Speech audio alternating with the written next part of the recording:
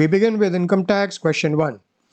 Mr. Bhasin, a resident individual aged 52 years, इसका मतलब senior citizen नहीं है, provides management consultancy services. That means Mr. Bhasin is engaged in a profession to various corporate and non-corporate clients. His income and expenditure account for the year ended is as under. Income and expenditure account को दिया हुआ है, उसके बाद कुछ points हैं जिनको हम देखेंगे, और finally हमसे क्या बोला जा रहा है, you are required to compute what? The total income under proper heads of income of Mr. Bhasin under the regular provisions, right? He has not opted to pay tax under section 115 BAC. Also compute the total tax payable by him. तो हमको total income compute करनी है regular provisions के अंदर, और tax payable compute करना है. अब income and expenditure account से शुरू करेंगे, और we will start with the excess of income over expenditure of 3697,500, और फिर उसमें plus minus adjustments करके we will move to compute the income under the head PGBP and income under the other heads as well. तो PGBP को अगर देखें तो excess of income over expenditure question में दिया हुआ है 3697,500. अगर इनकम एंड एक्सपेंडिचर अकाउंट को देखें तो एपरेंट एडजस्टमेंट्स कौन कौन से आइटम से रिलेटेड निकल के आ रहे हैं. एक तो interest on savings bank account है, ये इनकम एंड एक्सपेंडिचर अकाउंट में क्रेडिटेड है. This doesn't form part of PGBP, this forms part of income from other sources. तो 25,000 को हमको लेस करना पड़ेगा और आईएफओएस में जाके इसको ऐड करना पड़ेगा. तो less income taxable under other heads of income. Interest on savings bank account, ये 25,000 यहाँ पर हम माइनस करके, और फिर आईएफओएस जब हम कंप्यूट करेंगे तो हमको इंटरेस्ट यहाँ पर 25,000 ऐड करना पड़ेगा. इस इंटरेस्ट का एक इम्प्लीकेशन और होगा कि ग्रॉस टोटल इनकम निकालने के बाद 80TTA में इसका डिडक्शन मिलेगा to the extent of ₹10,000. 80TTB क्यों नहीं? क्योंकि सीनियर सिटीजन मिस्टर भसीन नहीं है, तो 80TTA में इसका डिडक्शन मिलेगा. दूसरा आइटम है winnings from lottery. This is given as the net of cost of lottery tickets of 500, 99,500. Winnings from lottery भी पीजीबीपी में टैक्सेबल नहीं होता है, इनकम फ्रॉम अदर सोर्सेज में टैक्सेबल होता है. और जैसा कि हम जानते हैं कि ग्रॉस बेसिस पे इसका टैक्सेशन होता है. No deduction is suppose to be given in computing such winning. तो इसलिए 500 का जो अमाउंट है उसका डिडक्शन इनकम को कंप्यूट करने में नहीं मिलेगा. तो 99,500 which is the net of 500, इसका मतलब 1 lakh is the total amount. तो हमें क्या करना पड़ेगा, एक तो पीजीबीपी में जो क्रेडिट हो रहा है इनकम एंड एक्सपेंडिचर अकाउंट में 99,500, उसको वहाँ से हमको रिड्यूस करना पड़ेगा. 99,500 यहाँ रिड्यूस करके, और फिर इनकम फ्रॉम अदर सोर्सेज में विनिंग्स को हम 1 लाख यहाँ पर ऐड कर देंगे. Okay, because no deduction is to be allowed. ये हो गया विनिंग से रिलेटेड. रेंट रिसीव्ड, ये apparently income from house property head में जाएगा, तो इसलिए क्योंकि यहाँ पर इसको क्रेडिट किया गया है तो 2,40,000 को यहाँ से भी हमको रिड्यूस करना पड़ेगा. Income which is taxable under other heads of income 2,40,000 ये यहाँ से हमको रिड्यूस करना पड़ेगा. ओके, अगर एक्सपेंडिचर साइड पे देखें तो एम्प्लॉयज़ रिम्यूनरेशन है, ऑफिस एंड एडमिनिस्ट्रेटिव एक्सपेंसेस है, रेट्स एंड टैक्सेस हैं, इंटरेस्ट एक्सपेंडिचर है, ऑफिस रेंट है, इंश्योरेंस प्रीमियम है, प्रोफेशनल फीस है, डिप्रिसिएशन है. अपेरेंटली इस अकाउंट से ऐसा कोई एडजस्टमेंट समझ में नहीं आ रहा है, तो इसलिए now we will move to the respective points and see whether we need to do something about these. पहला पॉइंट क्या है, employees remuneration includes, employee remuneration जो ऊपर दिया हुआ है, a sum of 3 lakh paid to his wife Mrs Bina. तो wife is a relative, okay, who is working as a manager in his office. She does not have any technical or professional qualification or experience required for the job. The payment of salary was as per the market rates in comparison to similar work profile. तो 3 lakh employees remuneration को debit किया गया है income and expenditure account में. अब इसका treatment क्या होगा, 3 lakh has been claimed as a deduction. Okay, और wife is a relative, so wife is a related party. तो कौन सा सेक्शन इसमें एप्लीकेबल होगा डिसअलाउंस को देखने के लिए? सेक्शन 40A(2), जहाँ पर डिसअलाउंस होता है to the extend the amount is unreasonable, the amount is unreasonable और एक्सेसिव।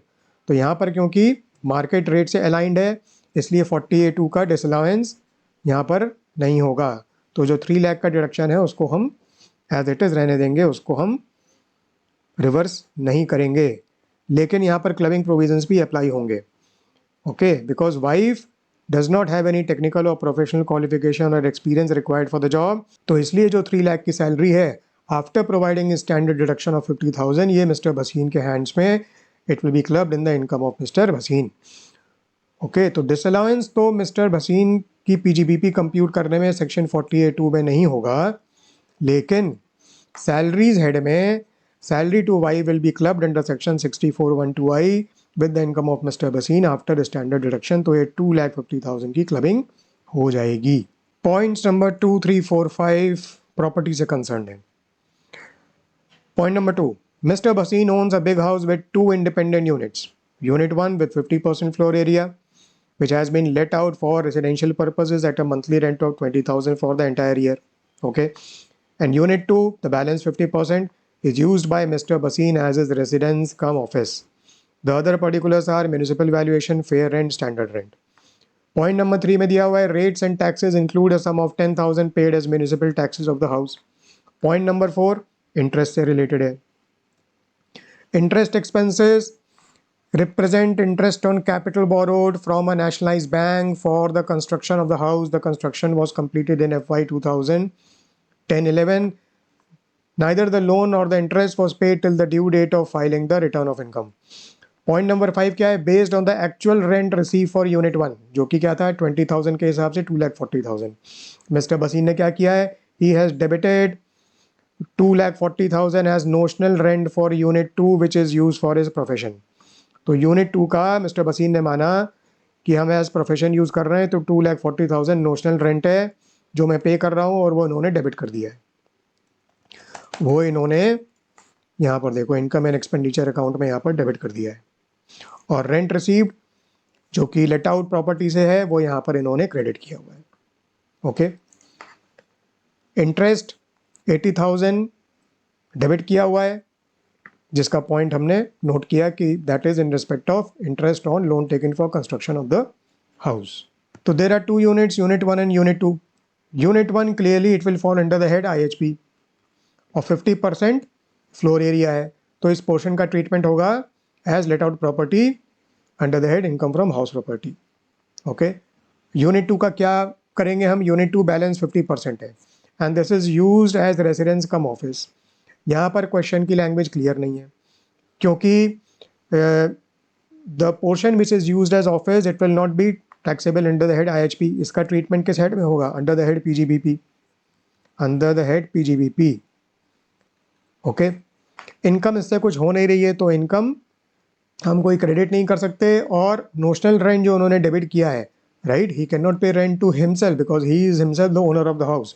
तो वो नोशनल रेंट जो डेबिट किया हुआ है 2,40,000 का, that is also not correct, उसको रिवर्स करना पड़ेगा। और जो एक्सपेंडिचर है that will be deductible in computing the PGBP income. जो portion as the residence use कर रहे हैं that will be treated under the head income from house property, and we can say it can be treated as self occupied property. अब कितना portion as residence use हो रहा है, कितना portion as office use हो रहा है, ये नहीं दिया हुआ है, तो यहाँ पर एजम्पशन करना पड़ेगा। More than one interpretation is possible, क्योंकि लैंग्वेज भी क्लियर नहीं है। हम यहाँ पर एजम्पशन लेंगे और इस बेसिस पे आगे बढ़ेंगे कि यूनिट 2 का 50%, that means 25% as residence use किया हुआ है, इसका मतलब उसका ट्रीटमेंट IHP में करो एज सेल्फ ऑक्यूपाइड प्रॉपर्टी। बाकी जो 25% है that is being treated as the office, तो उसका कंसिडरेशन करो अंडर द हेड PGBP, और जो रेलिवेंट एक्सपेंडिचर है उसका डिडक्शन क्लेम करो। ठीक है, तो पहले चलते हैं यूनिट 1। अब यूनिट 1 में किस तरीके से करेंगे? म्यूनिसिपल वैल्यू दी हुई है, फेयर रेंट दिया हुआ है, स्टैंडर्ड रेंट दिया हुआ है, तो 50% पोर्शन के बेसिस पर ग्रॉस एनुअल वैल्यू निकालेंगे। तो इनकम फ्रॉम हाउस प्रॉपर्टी में let out portion 50%, expected rent कितना होगा? हायर ऑफ फेयर रेंट और municipal value subject to standard rent, ये बनेगा 2 lakh. Actual rent 20,000 per month के हिसाब से 2,40,000 है, तो हायर ऑफ ER और AR ग्रॉस एनुअल वैल्यू बनेगी 2,40,000। अब इसमें से हम क्या डिडक्शन देंगे, म्यूनिसिपल टैक्सेस का। पॉइंट नंबर 3 में दिया हुआ है rates and taxes include a sum of 10,000 paid as municipal taxes of the house. इसका मतलब 5,000, इसका मतलब 5,000 50% ऑफ 10,000 मतलब 5,000 का हम यहाँ पर डिडक्शन दे सकते हैं। तो फिर NAV हमारी बन जाएगी 2,35,000। इसमें से स्टैंडर्ड डिडक्शन 30% का मिलेगा 70,500, और इंटरेस्ट का पेमेंट किया हुआ है। इंटरेस्ट का payment, interest expenses are for loan taken from bank for construction of the house. और कितना इंटरेस्ट का एक्सपेंस डेबिट किया हुआ है, इंटरेस्ट का एक्सपेंस डेबिट किया हुआ है 80,000। तो 50% इसका जो है 40,000, उसका लेट आउट पोर्शन के कॉन्टेक्स्ट में यहाँ डिडक्शन क्लेम कर सकते हैं 40,000 का। तो अल्टीमेटली लेट आउट पोर्शन से जो इनकम फ्रॉम हाउस प्रॉपर्टी बनेगी वो बनेगी 1,24,500। अब जो यूनिट 2 का जो सेल्फ ऑक्यूपाइड पोर्शन था, जो हमने एज्यूम किया था कि हाफ है, दैट मीन्स 25% इन ऑल, उसका भी ट्रीटमेंट हमको इनकम फ्रॉम हाउस प्रॉपर्टी में करना पड़ेगा। We are assuming residence cum office usage is for equal portion of the 50% floor area. तो NAV बन जाएगी नील, और इंटरेस्ट का डिडक्शन मिलेगा। कितना था, 80,000 तो इंटरेस्ट था, उसका 25% के हिसाब से 20,000 का डिडक्शन करके 20,000 विल बी अ लॉस, और consequently income from house property हमारी निकल आएगी 1,04,500। ठीक है। अब बचा यूनिट 2 का वो पोर्शन जो कि ऑफिस के लिए यूज हो रहा है, ऑफिस के लिए यूज हो रहा है। तो वहां पर हमको कंप्यूट करना पड़ेगा income under the head PGBP, and we will be allowed to claim necessary expenditure as deduction. तो एक तो देखो यहां पर क्या क्या था,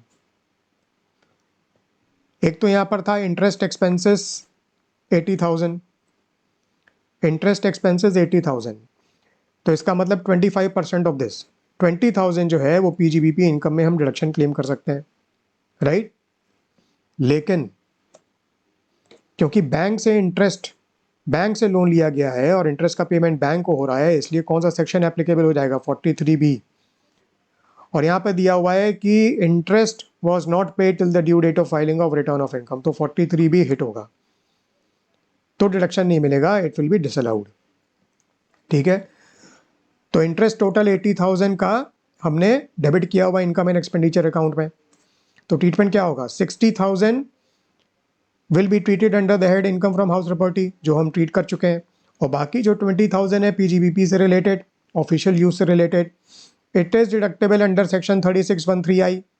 अच्छा, ये बिल्डिंग की एक्चुअल कॉस्ट में ऐड करने वाला कॉन्सेप्ट यहाँ नहीं है, क्योंकि the construction has already been completed long time back, तो the asset has been put to use. उसके बाद का जो इंटरेस्ट का पेमेंट होगा that is allowed as a deduction under section 3613I, वो फिर एक्चुअल कॉस्ट में ऐड नहीं होता है डेप्रिसिएशन पर्पस के लिए।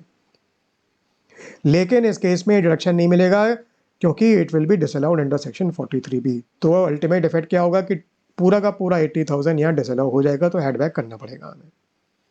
ठीक है, तो ये तो हो गई इंटरेस्ट की बात। उसके बाद रेट्स एंड टैक्सेस में इसमें दिया हुआ है कि it includes a sum of 10,000, it includes a sum of 10,000। तो रेट्स एंड टैक्सेस का क्या होगा, जो 75% पोर्शन है वो इनकम फ्रॉम हाउस प्रॉपर्टी में ट्रीट होगा, जो हम ऑलरेडी कर चुके हैं। ओके, तो 7,500 तो वहाँ पर ट्रीट होगा, इसलिए उसका डिडक्शन नहीं मिलेगा, उसको ऐड बैक करना पड़ेगा। बाकी जो है उसका PGBP में डिडक्शन मिल जाएगा, and we are assuming that it is not allowed under section 43B because it has been paid. तो 7,500 का यहाँ पर ऐड बैक होगा। ठीक है। नोशनल रेंट, नोशनल रेंट यहाँ पर नोशनल रेंट 2,40,000 का डेबिट किया हुआ है, 2,40,000 का नोशनल रेंट डेबिट किया हुआ है। किस बेसिस पे, ये कह रहे हैं कि I am using unit 2 for the purpose of my profession, तो इसलिए notional rent is a kind of expenditure for which I should be allowed a deduction. अब रेंट तो एक्चुअली कोई पे किया नहीं हुआ है, तो इन्होंने कहा कि यूनिट 1 का क्योंकि मैं 2,40,000 दे रहा हूँ, तो यूनिट 2 का भी सेम बेसिस पे 2,40,000 का डिडक्शन क्लेम करूंगा। Now this notional rent is not allowed as a deduction, तो इसको भी ऐड बैक करना पड़ेगा, तो इसको भी यहाँ पर ऐड बैक करना पड़ेगा। और कौन सा एक्सपेंडिचर बचा? डेप्रिसिएशन बचा, क्योंकि बिल्डिंग जो है ऑफिस बिल्डिंग, उस पर डेप्रिसिएशन भी तो मिलेगा, कंस्ट्रक्शन किया हुआ है, पर उसकी कोई पर्टिकुलर्स ही नहीं दी है, डिटेल ही नहीं दी, एक्चुअल कॉस्ट क्या है, उसकी रिटन डाउन वैल्यू क्या है। और आगे जाके ये भी दिया हुआ है कि पॉइंट नंबर 8 में कि there was only one block containing computers, और कोई ब्लॉक नहीं है, तो बिल्डिंग की ब्लॉक नहीं है, तो इसलिए डेप्रिसिएशन का इसमें कोई ट्रीटमेंट नहीं है, तो we will have to ignore this. तो ये बेसिकली हो जाएगा ट्रीटमेंट आपका प्रॉपर्टी से related. Now we move to the next point, the expenses on insurance premium of 72,000। ये 72,000 का एक्सपेंस है इंश्योरेंस प्रीमियम, ये 72,000 यहाँ पर डेबिट किया हुआ है, लेकिन ये क्या है? It represents lump sum health insurance premium paid by mister Bhasin, तो ये पर्सनल एक्सपेंडिचर है, पीजीबीपी में नहीं जाएगा, इसलिए ऐड बैक करेंगे, और क्योंकि हेल्थ इंश्योरेंस प्रीमियम है तो इसका डिडक्शन मिलेगा सेक्शन 80D में from the gross total income. So this lump sum health insurance premium paid by Mr. Bhasin for 3 years effective from 1st July 2022 to 30th June 2025 for himself, his spouse and 2 dependent children. Self spouse and dependent children, इनका deduction 80D में मिलता है, जैसा कि हम जानते हैं, ठीक है। The said insurance premium was paid through account पे चेक, कैश पेमेंट नहीं होना चाहिए, वो यहाँ पर नहीं है क्योंकि अकाउंट पे चेक है, तो डिडक्शन मिलेगा। लिमिट क्या होती है? क्योंकि सीनियर सिटीजन ये नहीं है तो 25,000 की लिमिट होगी, ओके। और ये लमसम हेल्थ इंश्योरेंस प्रीमियम है, तो इसलिए this 72,000 will be spread over the number of previous years comprised in this period. और कितने प्रीवियस ईयर्स हैं इसमें? 3 ईयर्स नहीं है, इसमें 4 प्रीवियस ईयर्स हैं, 22-23 से लेकर 25-26 4, तो 72,000 डिवाइडेड बाय 4, तो ये हो गया 18,000, तो 18,000 का 80D में डिडक्शन मिलेगा। तो 72,000 का हमको सबसे पहले तो क्या करना पड़ेगा? हमको इंश्योरेंस प्रीमियम जो डेबिट किया हुआ है उसको ऐड बैक करके, और जब हम ग्रॉस टोटल इनकम निकाल लेंगे तब हमको उसके बाद सेक्शन 80D में 80,000 का डिडक्शन हम क्लेम कर सकते हैं। तो ये हो गया पॉइंट नंबर 6। नेक्स्ट पॉइंट क्या है? Point number 7, the expenses on professional fees paid includes a sum of 1 lakh paid to mister Raunak, Indian resident, on which no tax was deducted at source. तो पेई इज अ रेसिडेंट और professional fees paid है, तो इसका मतलब इसका coverage हो रहा है सेक्शन 194J में, और सेक्शन 194J में Mr Bhasin is a specified individual, क्योंकि जैसा कि हम पहले देख चुके हैं, his gross receive from profession in the preceding financial year is more than 50 lakh, तो Mr Bhasin was required to deduct tax at source, जो इन्होंने नहीं किया है, तो इसलिए डिसअलाउंस होगा। डिसअलाउंस किस सेक्शन में होगा? सेक्शन 40A(IA), सेक्शन 40A(IA) में डिसअलाउंस होगा at the rate of 30% for no TDS under section 194J, तो 30,000 को हमको ऐड बैक करना पड़ेगा। Point number 8, there was only one block containing computers which came in to existence only on 2 April 2022, इसका मतलब current financial year में, when new laptops for 1,60,000 and printers and scanners for 40,000 were purchased. He charged depreciation at 60% on the entire cost of 2 lakh and debited the amount to income and expenditure account. तो 60% के हिसाब से 1,20,000 उन्होंने depreciation claim कर लिया। देखो 1,20,000 claim कर लिया, लेकिन ये सही नहीं है। क्यों सही नहीं है? क्योंकि रेट 60% नहीं होता। कंप्यूटर्स के केस में भी और प्रिंटर्स एंड स्कैनर्स के भी केस में भी रेट इज़ 40%, तो 40% के हिसाब से हमको डेप्रिसिएशन का डिडक्शन देना पड़ेगा। तो हम क्या करेंगे? डेप्रिसिएशन जो 1,20,000 का डेबिट किया गया है उसको पहले ऐड बैक करेंगे, और फिर बाद में we reduce the amount of depreciation at the rate of 40% of 2 lakh 80,000। और जैसा कि हम पहले डिस्कस कर चुके हैं, डेप्रिसिएशन ऑन ऑफिस बिल्डिंग के लिए कोई पर्टिकुलर्स नहीं दिए हुए हैं, तो ये डेप्रिसिएशन हमको इग्नोर करना पड़ेगा। Last point, Mr. Bhasin has also taken a loan of 5 lakh from a nationalized bank for higher education of his son. During FY 22-23, he repaid principal of 75,000 along with interest of 40,000. This amount is not reflected in income and expenditure account. Reflect करना भी नहीं है क्योंकि PGBP से इसका linked नहीं है, ये पर्सनल एक्सपेंडिचर है और इसका डिडक्शन मिलेगा सेक्शन 80E में on account of interest paid. Principal के रीपेमेंट का डिडक्शन नहीं मिलेगा, इंटरेस्ट के कॉन्टेक्स्ट में डिडक्शन मिलेगा 40,000 का, क्योंकि 1,50,000 के डिडक्शन की लिमिट होती है। तो ये ग्रॉस टोटल इनकम से हम 80E में 40,000 का डिडक्शन देंगे। तो ये सारे पॉइंट्स बेसिकली हैं। तो अल्टीमेटली पिक्चर क्या बनी, पीजीबीपी में हमने सारे एडजस्टमेंट्स किए, ये सारे एडजस्टमेंट्स हम देख चुके हैं और पीजीबीपी फाइनली हमारा बना 38,02,500। सैलरीज बना हमारा 2,50,000। इनकम फ्रॉम हाउस प्रॉपर्टी बना हमारा 1,04,500 और इनकम फ्रॉम अदर सोर्सेज में इंटरेस्ट आ रहा है और विनिंग आ रहे हैं, तो ये बना 1,25,000 विद द रिजल्ट की ग्रॉस टोटल इनकम हमारा कितना बना 42,82,000। इसमें से हमने जो डिडक्शन दिए वही तो 80T का दिया, मेडिकल इंश्योरेंस प्रीमियम 80E का दिया, interest on loan for higher education और 80 TTA interest on savings bank. तो ये हमारा बना deduction from gross total income and consequently total income is 42,14,000। अब इस पर हमको निकालना है टैक्स और इस पर जो स्पेशल इनकम इंक्लूडेड है इसमें that is winning of 1 lakh. तो 1 लाख पे 30% के हिसाब से 30,000 का और बाकी जो बैलेंस है 41,14,000 का रेगुलर रेट के हिसाब से टैक्स बना 1046,700। टोटल पे 4% HEC 430,668 लगा के टैक्स बना 1119,768। Now this is the tax liability.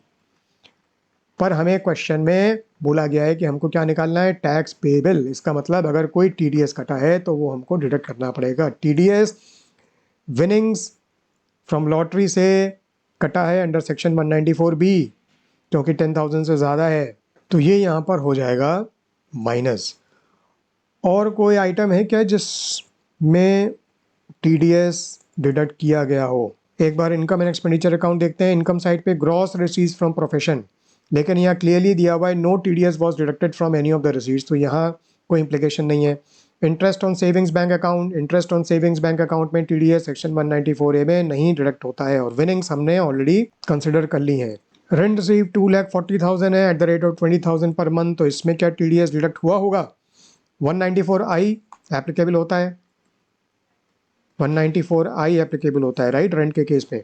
But इस केस में इंडिविजुअल, अच्छा ये जो लेट आउट है that is for residential purpose, तो किसी इंडिविजुअल या HUF को ये जो है वो लेट आउट किया गया है। अब इंडिविजुअल और HUF को 194I में TDS कब काटना पड़ेगा? When that person is a specified individual और HUF। वो है कि नहीं उसके पर्टिकुलर्स इस क्वेश्चन में दिए नहीं है। मिस्टर भसीन का तो दिया हुआ है कि स्पेसिफाइड इंडिविजुअल है, पर रेंट का जो पेयर है उसकी डिटेल्स नहीं दी हुई हैं। तो 194I में अगर वो हो भी तो भी 2.4 लाख की लिमिट है और 2.4 लाख से एक्सीड नहीं कर रहा है रेंट, 2.4 लाख से एक्सीड नहीं कर रहा है। तो स्पेसिफाइड हो या ना हो फिर भी 194I में ये TDS डिडक्ट नहीं हुआ होगा। मान लो कि 194I एप्लीकेबल नहीं है तो फिर क्या एप्लीकेबल हुआ होगा? 194IB। और इसमें क्या कंडीशन है कि 50,000 पर मंथ से ज़्यादा का रेंट होना चाहिए, जो यहाँ नहीं है क्योंकि 20,000 है। तो 194IB में भी TDS डिडक्ट नहीं हुआ होगा। तो इसका मतलब एक ही सिचुएशन में TDS डिडक्ट हुआ है, वो है विनिंग्स के केस में, तो वो हमको यहाँ पर एडजस्ट कर लेना पड़ेगा और फिर हमारा बैलेंस ये निकल के आएगा जो राउंड ऑफ करके बन जाएगा 1089770 which will be the tax payable. Question 2A part 1। Mr. Jayachand, an Indian citizen, left India for employment in country X on 5th June 2014. He regularly visited India and stayed for 60 days in every previous year since then. However, in the financial year 22-23, he did not come to India at all. He owns a commercial building in Delhi which is let out. He has also set up a retail store in India which is controlled by his brother from India. He provides the following information to you regarding his income for FY 22-23. Income from commercial building in Delhi 12 lakh computed as per provisions of the Act. Income from retail store 4 lakh 50 computed as per the provisions of the Act. Country X does not tax any individual on their income as there is no personal income tax regime there. Determine the residential status of Mr. Jaychand for the AY 23-24. Will your answer change if he is a citizen of country X? तो अब इसमें सीधे सीधे हमको ये देखना है यहाँ पर कि लिखा हुआ है कि in the current financial year 22-23 he did not come to India at all, that means his stay in India was zero, it was nil. इसका मतलब किसी भी स्पेशल रूल में मिस्टर जयचंद रेसिडेंट नहीं बनेंगे और किसी भी जनरल रूल में मतलब 182 डे या 62 या 60 डे रूल में भी वो रेसिडेंट नहीं बनेंगे।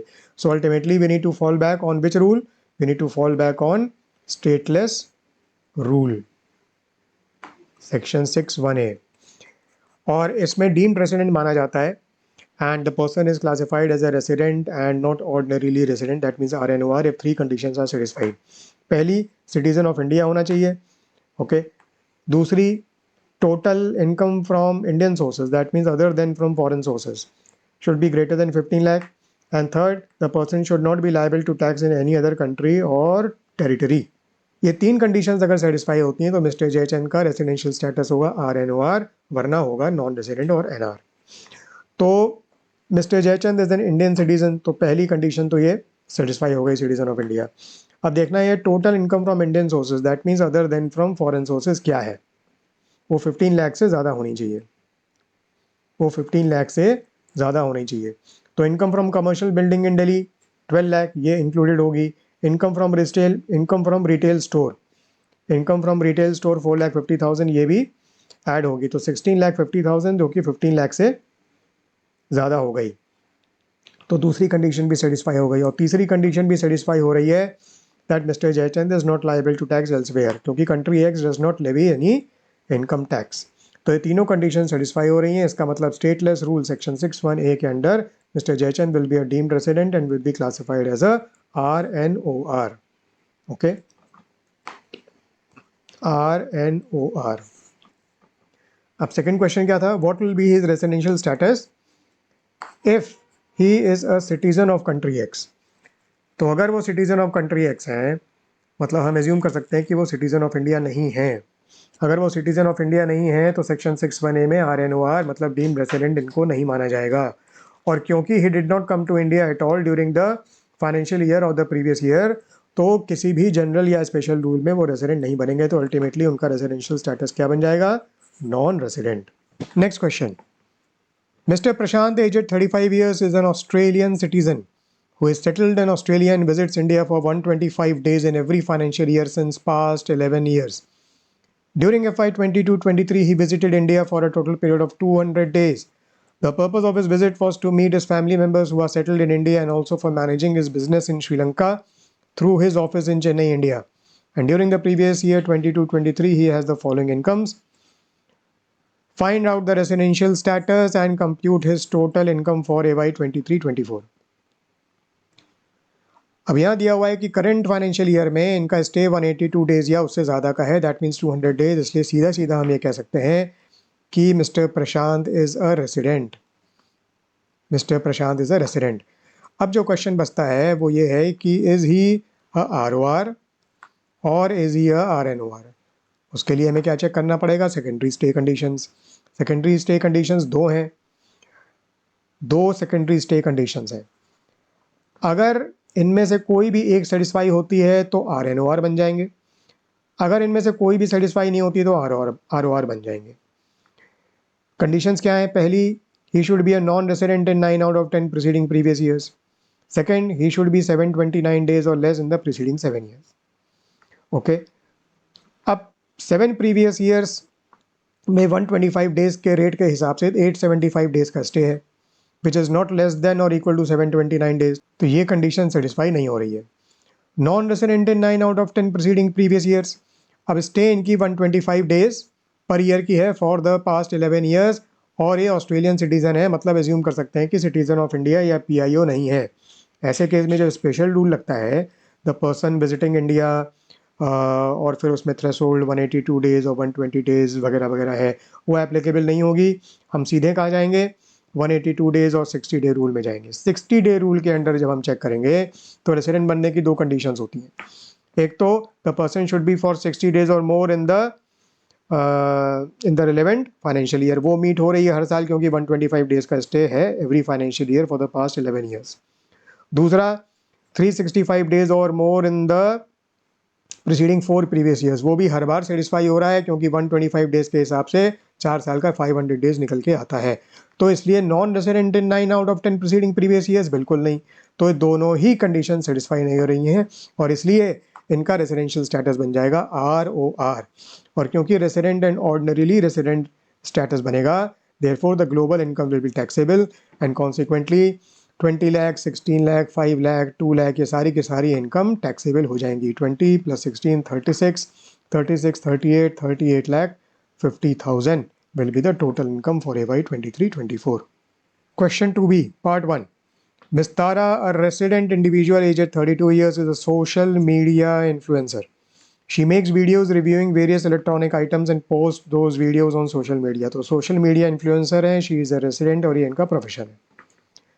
On 1st December 2022, XYZ Limited, an Indian company manufacturer of electronic cars, gave her a brand new car having fair market value of 6 lakh to promote on her social media page.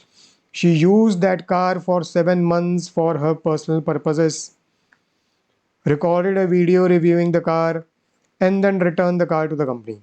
और फिर उसके बाद TDS implications हमको discuss करने हैं। अब यहाँ पर एक बेनिफिट और परक्विजिट प्रोवाइड किया जा रहा है to a person, Ms. Tara, who is a resident individual. She is a social media influencer. 1st December 2022 को ये benefit of perquisite provide किया गया by an Indian company who is a manufacturer of a car whose FMV is 6 lakh. और miss तारा ने किया क्या, उन्होंने एक तो 7 महीना पर्सनल पर्पजेस के लिए कार को यूज़ किया, एक रिव्यू वीडियो बनाया और फिर कार को रिटर्न कर दिया। अब इस केस में जो प्रोविज़न है वो लगेगा सेक्शन 194R। सेक्शन 194R 1 दिसंबर की बात हो रही है, which is after 1 July 2022 194R came into effect, so that is getting covered. Okay, the person, Indian companies, any person providing any benefit or perquisite to Ms. Tara who is a resident, and what is being provided is a benefit or perquisite which arises from the business or exercise of the profession by such resident Ms. Tara.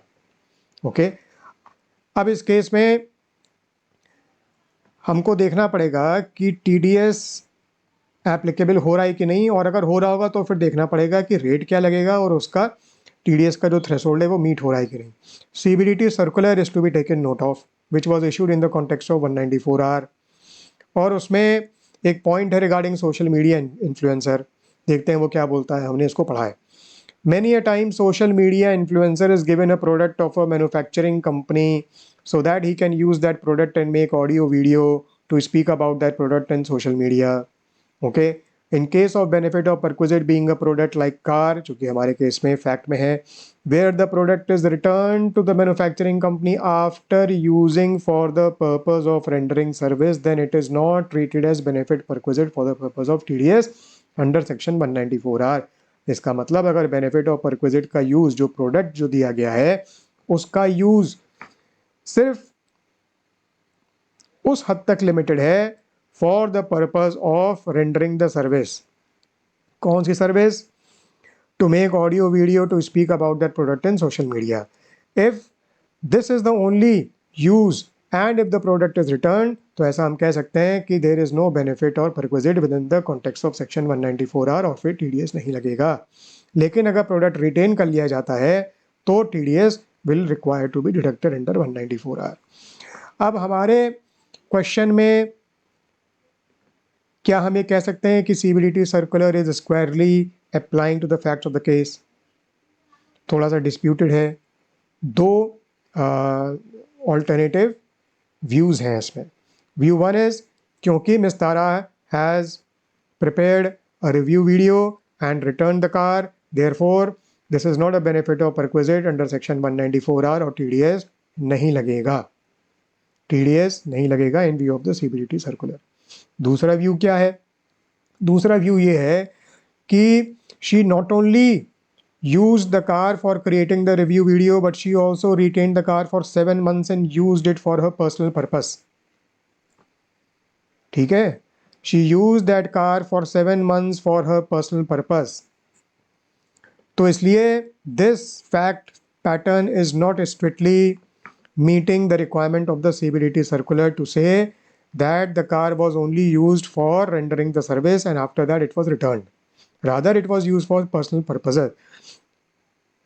तो इसलिए as per the second view 194R से exemption नहीं मिलेगा, TDS can be deducted under 194R। और ऐसे case में हमें देखना पड़ेगा कि फिर वैल्यूएशन किस तरीके से होगा, इसका वैल्यूएशन किस तरीके से होगा। How is the benefit of perquisite valued? Where the benefit of perquisite provider manufactures such item given as benefit of perquisite, the price that it charges to its customers for such items।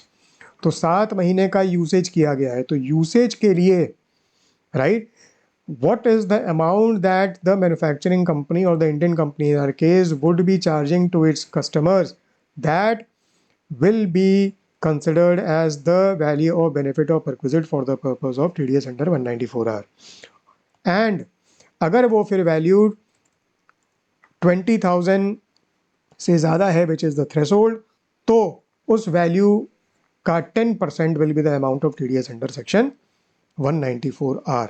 तो इसमें दो views की possibility है and it will be good if we could have written both the views in our answer. अब हमें ये देखना होगा कि ICAI की जब सजेस्टेड सॉल्यूशंस आएंगे तो what is the view that ICAI takes, but to simply say that no TDS will not be deducted in view of the CBDT circular may be slightly disputable. Question 2B2I. Ms. Aruna is a CEO of a multinational company. She hires Mr. Suresh for supply of her housing staff like gardeners, chefs and drivers etc. and makes the following payments to him. 25 lakh on 10th August 2022, 30 lakh on 22nd November 2022. Determine the amount of tax to be deducted or collected at source if any. So this is a case of supply of labor. So supply of labor is covered under section 194C. ठीक है, और 194C में if the payer is an individual, that is Miss Aruna in our case, तो Miss Aruna की TDS की liability 194C में तब बनेगी when Miss Aruna is a specified individual। इसका मतलब बिजनेस या प्रोफेशन से टर्नओवर 1 करोड़ या 50 लाख एज द केस में भी से ज़्यादा होना चाहिए in the preceding financial year. यहाँ पर miss Aruna can be assumed not to be engage in any business और profession because she is a CEO of a multinational company. That means she is engage in an employment, she is an employee. इसका मतलब 194C applicable नहीं होगा इस case में। तो फिर कौन सा सेक्शन एप्लीकेबल होगा? 194M एप्लीकेबल होगा। 194M is applicable in respect of payment by an individual or HUF not covered under 194C, और supply of labor is also covered under 194M। ठीक है,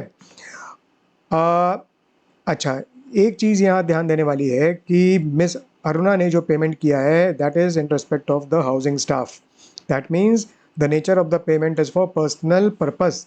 तो पर्सनल पर्पस 194C से excluded है। This is an additional reason कि 194C में TDS क्यों नहीं लगेगा, लेकिन पर्सनल पर्पस का TDS से एग्जेम्पशन या एक्सक्लूजन 194M में नहीं है, राइट। तो 194M इस केस में एप्लीकेबल हो जाएगा। रेट ऑफ TDS 5% होता है और थ्रेशोल्ड होता है 50 लाख। यहाँ पर 25 लाख और 30 लाख मतलब 55 लाख का पेमेंट हो रहा है which is more than 50 lakh, तो इसलिए 5% on the entire 55 lakh will be the amount of TDS which miss Aruna will need to deduct at source under section 194M। 50 lakh का थ्रेशोल्ड जब क्रॉस होगा दैट मीन्स पहले पेमेंट के टाइम पे तो नहीं होगा, सेकंड पेमेंट के टाइम पे 30 लाख के पेमेंट के टाइम पे पूरा TDS 55 लाख पे 5% के हिसाब से मिस्टर अरुणा को डिडक्ट करके बैलेंस पेमेंट मिस्टर सुरेश को करना पड़ेगा। तो ये तो हो गया पहले पार्ट का आंसर। सेकंड पार्ट में क्या पूछ रहे हैं? Would your answer be different if miss Aruna is a business women, मतलब she is now engage in a business and her books are not audited in immediately preceding financial year। इसका मतलब tax audit नहीं हो रहा है, tax audit नहीं हो रहा है under the in the preceding financial year and payment to mister Suresh is for business purpose. अच्छा, टैक्स ऑडिट की लिमिट क्या है? 44AB में टैक्स ऑडिट की लिमिट है 1 करोड़ भी है और 10 करोड़ भी है, राइट। 10 करोड़ है if most of the payments are in the digital mode. We know this provision in respect to the tax audit. तो यहाँ पर दो सिचुएशंस बन सकती हैं. जहाँ तक 194C का सवाल है, 194C में स्पेसिफाइड इंडिविजुअल बनने के लिए थ्रेशोल्ड है बिजनेस टर्नओवर की in the immediately preceding financial year कितनी है, 1 CR, 1 करोड़.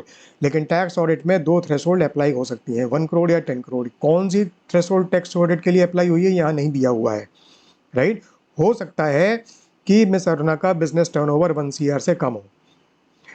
ऐसे केस में टैक्स ऑडिट नहीं होगा और miss Aruna will also not be a specified individual under section 194C.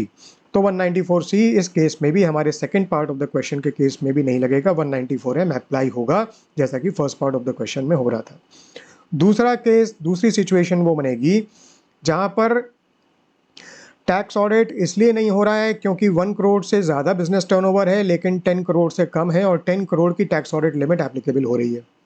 तो इसका मतलब टैक्स ऑडिट नहीं हो रहा है लेकिन फिर भी miss Aruna is a specified individual under section 194C. ऐसे केस में फिर 194M नहीं लगेगा, फिर 194C लगेगा. और 194C क्यों लगेगा? क्योंकि यहाँ दिया हुआ है कि पर्सनल पर्पजेस के लिए पेमेंट नहीं हो रहा है, the payment is for business purpose. तो 194C एप्लीकेबल हो जाएगा. Threshold of 30,000 for a single payment and 1 lakh for the aggregate payment for the year वो भी क्रॉस हो रही है क्योंकि टोटल 55 लाख का पेमेंट है. Payee mister Suresh is an individual, तो rate of TDS will be 1%. तो 1% ऑफ 55 लाख ये this will be the amount of the TDS under section 194C. तो first part of the question में सीधा 194M में हमारा एप्लीकेबिलिटी हो रही है और second part of the question में it could be either 194C और 194M depending on both the situations that are possible. Third part, by virtue of an agreement with Nationalized Bank, Messrs. ABC Private Limited, a company engaged in catering business, received 60,000 per month towards supply of food, water, snacks, etc. during office hours to the employees of the bank. Discuss the TDS implication of this transaction or agreement. So basically catering का contract है and it is squarely covered by section 194C. Rate of TDS क्या होगा? Rate of TDS 2% होगा because the pay is not an individual और HUF. तो 60,000 per month पे 2% के हिसाब से TDS काटना पड़ेगा. Question 3A, mister Bhagat an individual aged 50 years set up a unit in special economic zone SEZ in FY 2017-18 for the production of computers. The unit fulfills all the conditions of section 10AA of the Income Tax Act. During FY 21-22 he set up a hospital in a district of Maharashtra with 110 beds for patients. It fulfills all the conditions of section 35AD. Capital expenditure in respect of the said hospital amounted to 65 lakh comprising of cost of land 15 lakh and the balance was cost of construction of building. The hospital became operational with effect from 1st April 2022. Okay, that means the current financial year, and the expenditure of 65 lakh was capitalized in the books of accounts on that date. Relevant details for the current year FY 22-23 are as follows. Profits, export sales, domestic sales, is सारी SEZ unit की figures हैं, and then profits from the hospital before 35AD 90 lakh. And what we are asked to do is to compute the income tax including AMT under section 115JC and AMT credit if any under section 115JEE payable by Mr. Bhagat for AY 23-24 under regular provisions of the Income Tax Act, that is ignoring the provisions of 115 BSE, ignore marginal relief if any. तो basically इसमें 35AD का deduction involve है, 10AA का deduction involve है और फिर हमें tax liability compute करनी है under the regular provisions and also considering the AMT provisions, और AMT क्रेडिट अगर मिल रहा है तो वो भी हमको कंप्यूट करना है. इसको किस तरीके से करेंगे? सबसे पहले तो हम total income under regular provisions को कंप्यूट करेंगे. तो PGBP हेड के अंदर यहाँ पर दो इनकम्स बेसिकली आ रही हैं, एक तो प्रॉफिट्स फ्रॉम SEZ यूनिट और profit from hospital. Okay, profit from SEZ unit 36 lakh है और प्रॉफिट फ्रॉम हॉस्पिटल 90 लाख है. तो profit from SEZ unit 36 lakh है, प्रॉफिट फ्रॉम हॉस्पिटल 90 लाख है. 35AD का हमको डिडक्शन देना है from the profit of the hospital and this will be to the extent of 50 lakh, क्योंकि 65 लाख का कैपिटल एक्सपेंडिचर था जिसके रिलेशन में 35AD में डिडक्शन मिलता है excluding the cost of land. बाकी बचा the cost of building which means 50 lakh. तो 50 लाख का स्ट्रेट हमको डिडक्शन मिल जाएगा क्योंकि यहाँ दिया हुआ है कि 35AD की सारी कंडीशंस फुलफिल्ड है, right. Hospital should be at least of 100 beds, तो 110 बेड्स का है और 1 अप्रैल 2022 में ऑपरेशनल हुआ, तो करंट फाइनेंशियल ईयर में हमको एक्सपेंडिचर का डिडक्शन मिल जाएगा, because such expenditure has been capitalize in the books of account on this date 1 April 2022। तो बेसिकली 50 लाख का हमको स्ट्रेट डिडक्शन मिल जाएगा 35 AD में। तो प्रॉफिट फ्रॉम हॉस्पिटल बन जाएगा हमारा 40 लाख। अब जो SEZ यूनिट का जो डिडक्शन है that will be allowed under section 10AA। अब सेक्शन 10AA का डिडक्शन PGBP कंप्यूट करने की स्टेज पर नहीं अलाउ होता है। The deduction under section 10AA is allowed from the total income before providing deduction under 10AA and such deduction can not exceed such total income. तो basically यहाँ पर हम टोटल इनकम बिफोर 10AA निकालेंगे 76 लाख, और उसके बाद हम डिडक्शन अंडर सेक्शन 10AA देंगे। And the formula for deduction will B profits of unit in SEZ into export sales divided by total sales। तो प्रॉफिट है 36 लाख, एक्सपोर्ट सेल्स हैं 75 लाख और टोटल सेल्स हैं 75 + 25 100 लाख। तो ये बन जाएगा हमारा formula. And the deduction will be to the extent of what percentage, 100% और 50%। उसके लिए हमको देखना पड़ेगा कि current financial year that means 2022-23 is which year from FY 2017-18। So this is the 6th year. 6th year मतलब फर्स्ट 5 ईयर्स तक तो 100% के एक्सटेंट तक मिलता है, उसके नेक्स्ट 5 ईयर्स तक which includes the 6th year 50% के एक्सटेंट तक मिलता है। तो कितना हमको डिडक्शन मिलेगा 6th ईयर का 50% के एक्सटेंट तक of what 36 lakh into 75 lakh divided by 100 lakh. तो ये बन गया 13,50,000 विद द रिजल्ट कि हमारी total income under regular provisions बन रही है 62,50,000। तो यहाँ पर हमको अब AMT की एप्लीकेबिलिटी को भी एक्सप्लोर करना पड़ेगा। वाई? क्योंकि 10AA और 35 AD में डिडक्शन क्लेम मिस्टर भगत ने किए हैं, and Mr. Bhagat has not exercised the option under 115 BSE। even though question में एक्सप्रेसली स्टेटेड नहीं है, सिर्फ इतना दिया हुआ है कि 115 BSE को आप इग्नोर करिए, पर हमें एज्यूम करके चलना पड़ेगा कि mister Bhagat has not exercise the option, right, and therefore AMT applicability will need to be explored. उसके लिए जो कंडीशन है एप्लीकेबिलिटी की, थर्ड कंडीशन वो ये है कि the adjusted total income should be more than 20 lakh. तो हमें एडजस्टेड टोटल इनकम को कंप्यूट करके देखना पड़ेगा कि वो 20 लाख से एक्सीड कर रही है कि नहीं। और वो कैसे हम कंप्यूट करेंगे? We will start with the total income under the regular provision 62,50,000, और उसमें हम ऐड बैक करेंगे क्या? The deduction claim under section 10AA and 35 AD, जो टोटल होते हैं 63,50,000। ओके, 63,50,000 मतलब 13,50,000 तो 10AA का था और 50 लाख हमारा 35 AD का था। अब 35 AD क्योंकि हमने रिवर्स किया है, तो in lieu of that reversal हमको डेप्रिसिएशन अलाउ करना पड़ेगा under section 32 on what? On the building, right. तो cost of which has been capitalised on 50 lakh, right, क्योंकि 50 लाख बिल्डिंग की कॉस्ट थी, जिसके रिलेटेड हमने 35 AD का डिडक्शन रिवर्स किया। अब बिल्डिंग पे हमको डेप्रिसिएशन प्रोवाइड करना पड़ेगा, और बिल्डिंग पे डेप्रिसिएशन का रेट होता है 10%। तो 10% ऑफ 50 लाख मतलब 5 लाख का हमको 32 में डेप्रिसिएशन देना पड़ेगा। Consequently our adjusted total income will become 1,21 lakh. And since this is more than 20 lakh, that means AMT can become payable. AMT can become payable if the regular tax liability is less than the AMT liability। तो वो अब हम compute करेंगे। Now we will compute the tax liability. Tax liability as per the regular provisions and as per the AMT। तो उसके लिए हमको दोनों ही सिचुएशंस में टैक्स को निकालना पड़ेगा। So first we will figure out the tax under the regular provisions on the regular total income। Tax on the total income, कितनी हमारी टोटल इनकम थी? हमारी टोटल इनकम थी 62,50,000। Tax on 62,50,000 plus surcharge. Surcharge का rate क्या रहेगा? क्योंकि 50 लाख से एक्सीड कर रही है और 1 करोड़ तक है, it is up to 1 crore, therefore the rate of surcharge will be at the rate of 10%। और उस पर फिर हमें टैक्स प्लस सरचार्ज पे हमें 4% HEC ऐड करना पड़ेगा, and that will come to 19,30,500। अब हमको AMT निकालना पड़ेगा। AMT हम निकालेंगे एडजस्टेड टोटल इनकम पे 1,21 लाख पे हम 18.5% AMT के रेट से टैक्स निकालेंगे। उस पर हम सरचार्ज ऐड करेंगे, पर सरचार्ज का रेट क्या रहेगा? यहाँ पर 15% रेट बन जाएगा। क्यों? क्योंकि here the adjusted total income is more than 1 crore and up to 2 crore. और फिर टैक्स प्लस SC पे हम 4% HEC ऐड करेंगे और उसको फिर जो भी आएगा उसको हम राउंड ऑफ करेंगे। राउंड ऑफ करने के बाद हमारा जो फिगर निकलेगा AMT का वो 26,77,250 निकलेगा। Now since regular tax is less then AMT, right? Now since regular tax is less than AMT, therefore AMT will become payable. So the tax which will be payable will be AMT of 26,77,250 और consequently AMT credit will become available.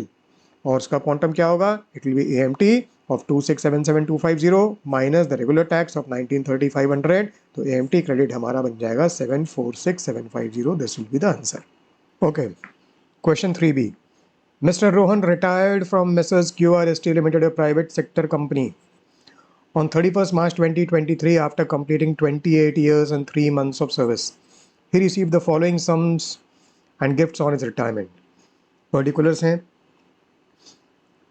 और फिर उसके बाद हमको बोला जा रहा है you are required to compute the taxable salary of Mr. Rohan for AY 23-24. Basically income under the head salary हमको compute करनी है, assuming that he neither claims any relief under section 89 nor does he opt to pay tax under section 115 BC. तो basically regular provisions के हिसाब से हमको income under the head salary compute करनी है. He received the following sums gifts on his retirement. gratuity है, leave encashment है, crockery set है which has been received as a gift. उसके बाद basic salary और DA के particulars हैं, motor car की डिटेल्स हैं और उसके बाद हमको टैक्सेबल सैलरी कंप्यूट करने के लिए बोला गया है. तो सबसे पहले हम बेसिक सैलरी और DA को ले लेते हैं. He drew a basic salary of 25,000 per month along with 50% of basic salary as DA not forming part of retirement benefits for the period from 1st April to 31st March of the current financial year. तो basic salary at 25,000 per month 3 lakh हो गई. DA eight 50% of basic 1,50,000 हो गई, right. और point number 1, 2 and 3 cover करते हैं. Gratuity of 7,50,000 he was covered under the payment of gratuity act 1972. तो 7,50,000 की ग्रेचुइटी रिसीव हुई है. 7,50,000. इसमें हम एग्जेम्पशन प्रोवाइड करेंगे under section 1010 which will be lower of the following A, B और C. A is the amount actually received as gratuity, which is 7,50,000. B is the maximum amount that can be exempt, that is the statutory limit, which is 20 lakh. C is 15 days salary for each year of service, right? और इस context में because the SSE or the employee is covered under the payment of gratuity act, तो salary will be what? Salary will be basic salary plus DA. तो इसलिए इस case में even though DA does not form part of retirement benefits, it will be taken as part of salary for computing the exemption in the context of gratuity. तो salary हमारी बन जाएगी basic salary plus DA which is last drawn. तो 25,000 plus 50% of that, तो ये बन जाएगी 37,500. Okay. 15 days salary बनेगी, सैलरी इंटू 15 डिवाइडेड बाई 26, तो ये बन जाएगी 21,634.62. अच्छा, ईयर्स ऑफ सर्विस में पीरियड अगर 6 मंथ से ज़्यादा है तो that will be equivalent to 1 year. यहाँ पर दिया हुआ है 28 ईयर्स एंड 3 मंथ्स, तो 3 मंथ्स हमको इग्नोर करना पड़ेगा. तो 28 ईयर्स बेसिकली हमारा पीरियड ऑफ सर्विस या ईयर्स ऑफ सर्विस बनेगा. तो 15 days salary for each year of service will be 21,634.62 into 28 which will be 605,769. तो lower of ABC will be 605,769. ये एग्जेम्पशन रहेगा. तो टैक्सेबल ग्रेचुइटी बन जाएगी 144,231. ओके. अब लीव एनकैशमेंट पे आते हैं. Point number 2, leave encashment of 3,25,000 for 200 days leave balance in his account, and he was credited with 30 days leave for each completed years of service, right? तो leave encashment का amount है 3,25,000. इसमें हम exemption provide करेंगे under section 10(10)(a) which will be lower of the following A, B और C और D. A is leave salary received of 3,25,000. B statutory limit रहेगी जो कि मैक्सिमम अमाउंट है एग्जेम्पशन का, वो 3 लाख रहेगा. C will be 10 months of average salary. Okay, 10 months into average salary. Average salary क्या रहेगी? Basic plus DA if it forms part of retirement benefits. For what period? 10 months immediately preceding the date of retirement, और इसको हम फिर 10 से divide करेंगे, that will bring out the average salary. तो basically DA नहीं लेंगे because DA doesn't form part of retirement benefits, तो DA will be nil. Basic हम लेंगे 25,000 इंटू 10 विच विल बी 2,50,000। इसको फिर 10 से डिवाइड करेंगे तो एवरेज सैलरी निकल जाएगी 25,000। 10 मंथ्स एवरेज सैलरी निकल जाएगी 2,50,000। डी में हम कंप्यूट करेंगे leave credit in months multiplied by average salary. ठीक है, एवरेज सैलरी ऊपर हम कंप्यूट कर चुके हैं एट 25,000। ठीक है, लीव क्रेडिट दिया हुआ है 210 days and it can be a maximum of 30 days for each completed year. यही क्वेश्चन में भी दिया हुआ है, इसलिए इसमें कोई चेंज करने की जरूरत नहीं है। तो 210 days divided by 30 this is equal to 7 months. तो 7 मंथ्स की एवरेज सैलरी बन जाएगी 1,75,000। Lower of A B C D बन जाएगा 1,75,000, ये एग्जाम्शन मिल जाएगा और बैलेंस जो 1,50,000 है वो टैक्सेबल बन जाएगा। Next item, crockery set worth 4,500 from his employer at the farewell party which was organized by the HR department a day before his retirement। तो बेसिकली रिटायरमेंट पे गिफ्ट मिला है फ्रॉम एम्प्लॉयर, तो सैलरी के head में treatment होगा और the gift is in kind और टैक्सेबिलिटी का थ्रेशोल्ड 5,000 होता है, जो कि इस केस में थ्रेशोल्ड को एक्सीड नहीं कर रहा है। तो gift in kind is exempt as value is less than 5,000 in aggregate in the financial year, तो इसलिए कुछ भी इसके कॉन्टेक्स्ट में टैक्सेबल नहीं होगा। Further, during the year, his employer provided him a motor car of 1,800 cc which was used by him and his family solely for personal purposes। तो wholly personal purpose के लिए यूसेज है motor car का। The cost of fuel and repairs were met by Mr. Rohan himself। The car was purchased by the employer on 1st April 2021 at a cost of 8 lakh। Salary of driver amounting to 10,000 per month was met by the employer only। Upon retirement, he gave the car back to the employer। तो basically usage of motor car हो रहा है, transfer of motor car का case नहीं है। और Holi personal use है, तो इस केस में वैल्यू ऑफ परक्विजिट क्या होगा, the value which is equal to 10% per annum of the actual cost of the car. Actual cost क्या है, क्वेश्चन में दिया हुआ है 8 लाख। 8 लाख का 10% पर एनम के हिसाब से, क्योंकि राउंड द ईयर साल भर यूसेज रहा है मोटर कार का, तो 80,000 वैल्यू बनेगी। उसमें हम क्या ऐड करेंगे, driver salary which has been borne by the employer 1,20,000, ये ऐड करेंगे। ठीक है, cost of fuel and repairs हम ऐड नहीं करेंगे परक्विजिट की वैल्यू में, बिकॉज वो एम्प्लॉयर मीट नहीं कर रहा है, वो मिस्टर रोहन हिमसेल्फ मीट कर रहे हैं। तो on account of car taxable value of perquisite क्या बन जाएगी, 2 लाख बन जाएगी। This will bring us to the amount of gross salary income. उसमें से हम स्टैंडर्ड डिडक्शन देंगे 50,000 का to arrive at the taxable salary income of 894,231। Question 4A, Mr. Chaman, who is 50 years old, and his wife, Mrs. Chaman, who is 48 years old, furnish the following information. All the amount of income gains losses are computed as per provisions of Income Tax Act। क्योंकि यहाँ computed लिखा है, इसका मतलब कोई हमको further exemption या deduction नहीं देना है। फॉर एग्जाम्पल, अगर income under the head salary compute करनी है तो अलग से स्टैंडर्ड डिडक्शन देने की जरूरत नहीं है, because the amounts have been computed as per the provisions of income tax act. उसके बाद पर्टिकुलर्स दिए हुए हैं अंडर पॉइंट्स 1 to 6, और हमको बोला गया है compute the total income in the hands of mister and missus Chaman and their minor children. Minor children की भी डिटेल्स दी हुई हैं। For the AY 23-24 ignore section 115 BSE pertaining to alternative tax regime. तो रेगुलर प्रोविजंस के अंदर इन चारों लोगों की टोटल इनकम हमको कंप्यूट करनी है। So we will move point by point. 1, mister Chaman salary income is 11 lakh. तो ये तो मिस्टर चमन के हैंड्स में सीधे सीधे टैक्सेबल होगी, इसमें कोई क्लबिंग नहीं होगी। राइट, देखो mister Chaman, missus Chaman, miss Naina and master Nilab. Miss Naina and master Nilab are the minor children of mister and missus Chaman, जिनके डिटेल्स आगे क्वेश्चन में आएंगे। तो हमने 4 ऐसे कॉलम्स बना लिए हैं और सैलरी इनकम 11 लाख है जो मिस्टर चमन के हैंड्स में टैक्सेबल होगी। Point number 2, Mrs. Chaman's income from Kathak performances 2,50,000। She is a professional Kathak dancer and pursue dancing as a profession। तो ये प्रोफेशनल इनकम में basically under the head PGBP जाएगी, इसमें भी क्लबिंग नहीं होगी और मिसेस चमन के हैंड्स में 2,50,000 टैक्सेबल हो जाएगी। Clear. Point number 3, misses Chaman earned long term capital gain of 5,50,000 from sale of shares. इसमें भी कोई क्लबिंग नहीं है, स्ट्रेट फॉरवर्ड पॉइंट है। तो मिसेस चमन के हैंड्स में LTCG टैक्सेबल होगा। LTCG on sale of shares 5,50,000, okay, under the head capital gain. Point number 4, Mrs. Chaman gifted 2 lakh to Mr. Chaman out of her Stridhan on 1st April 2023. Mr. Chaman invested the entire amount in stock market but suffered a short-term capital loss of 5,10,000. तो इस point में थोड़ी सी ambiguity लग रही है, and ambiguity is basically rising on two counts. एक तो ये है कि गिफ्ट दी है और गिफ्ट को इन्वेस्ट किया है जिससे शॉर्ट टर्म कैपिटल लॉस हुआ है. ओके, गिफ्ट 2 लाख की है और वो अमाउंट पूरा का पूरा इन्वेस्ट किया, और जब स्टॉक मार्केट में सिक्योरिटीज़ को सेल किया तब शॉर्ट टर्म कैपिटल लॉस हो गया 5,10,000 का. तो 2 लाख इन्वेस्ट करके 5,10,000 का लॉस हो गया. This is a bit absurd. ऐसा लगता है कि शायद 2 लाख की बजाय 20 लाख रहा हो और प्रिंटिंग मिस्टेक हो, राइट, या 5,10,000 के बजाय 51,000 रहा हो, जो भी है.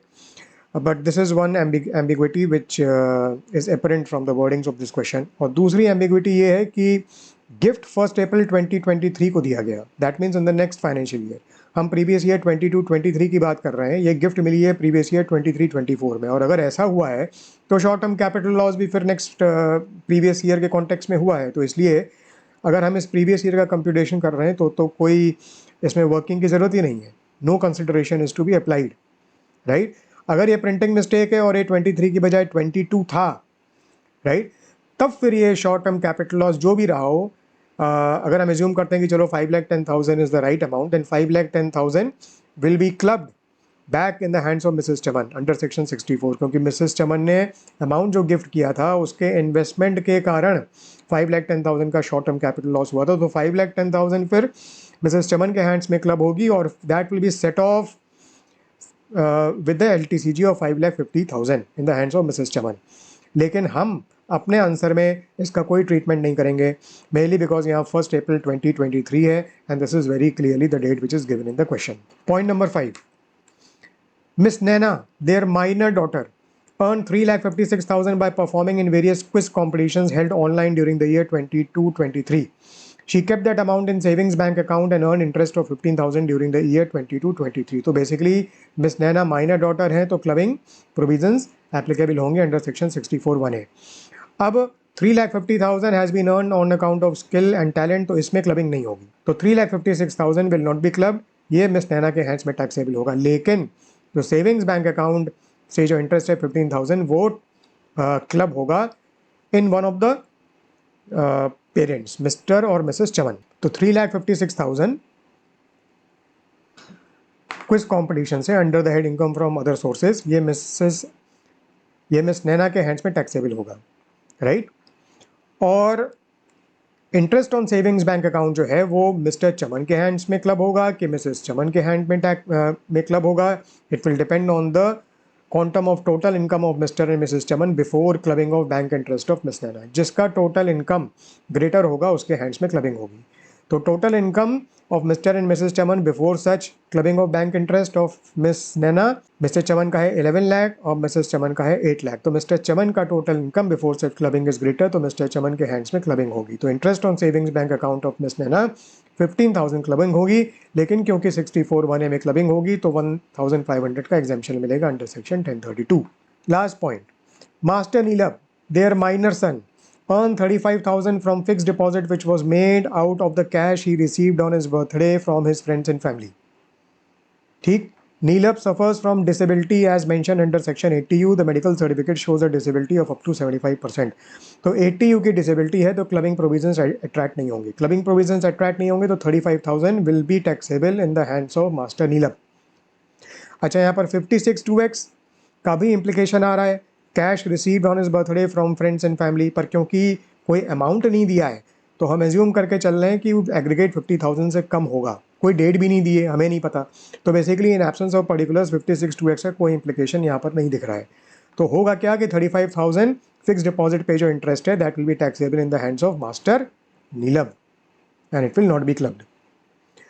तो इंटरेस्ट ऑन फिक्स डिपॉजिट 35,000.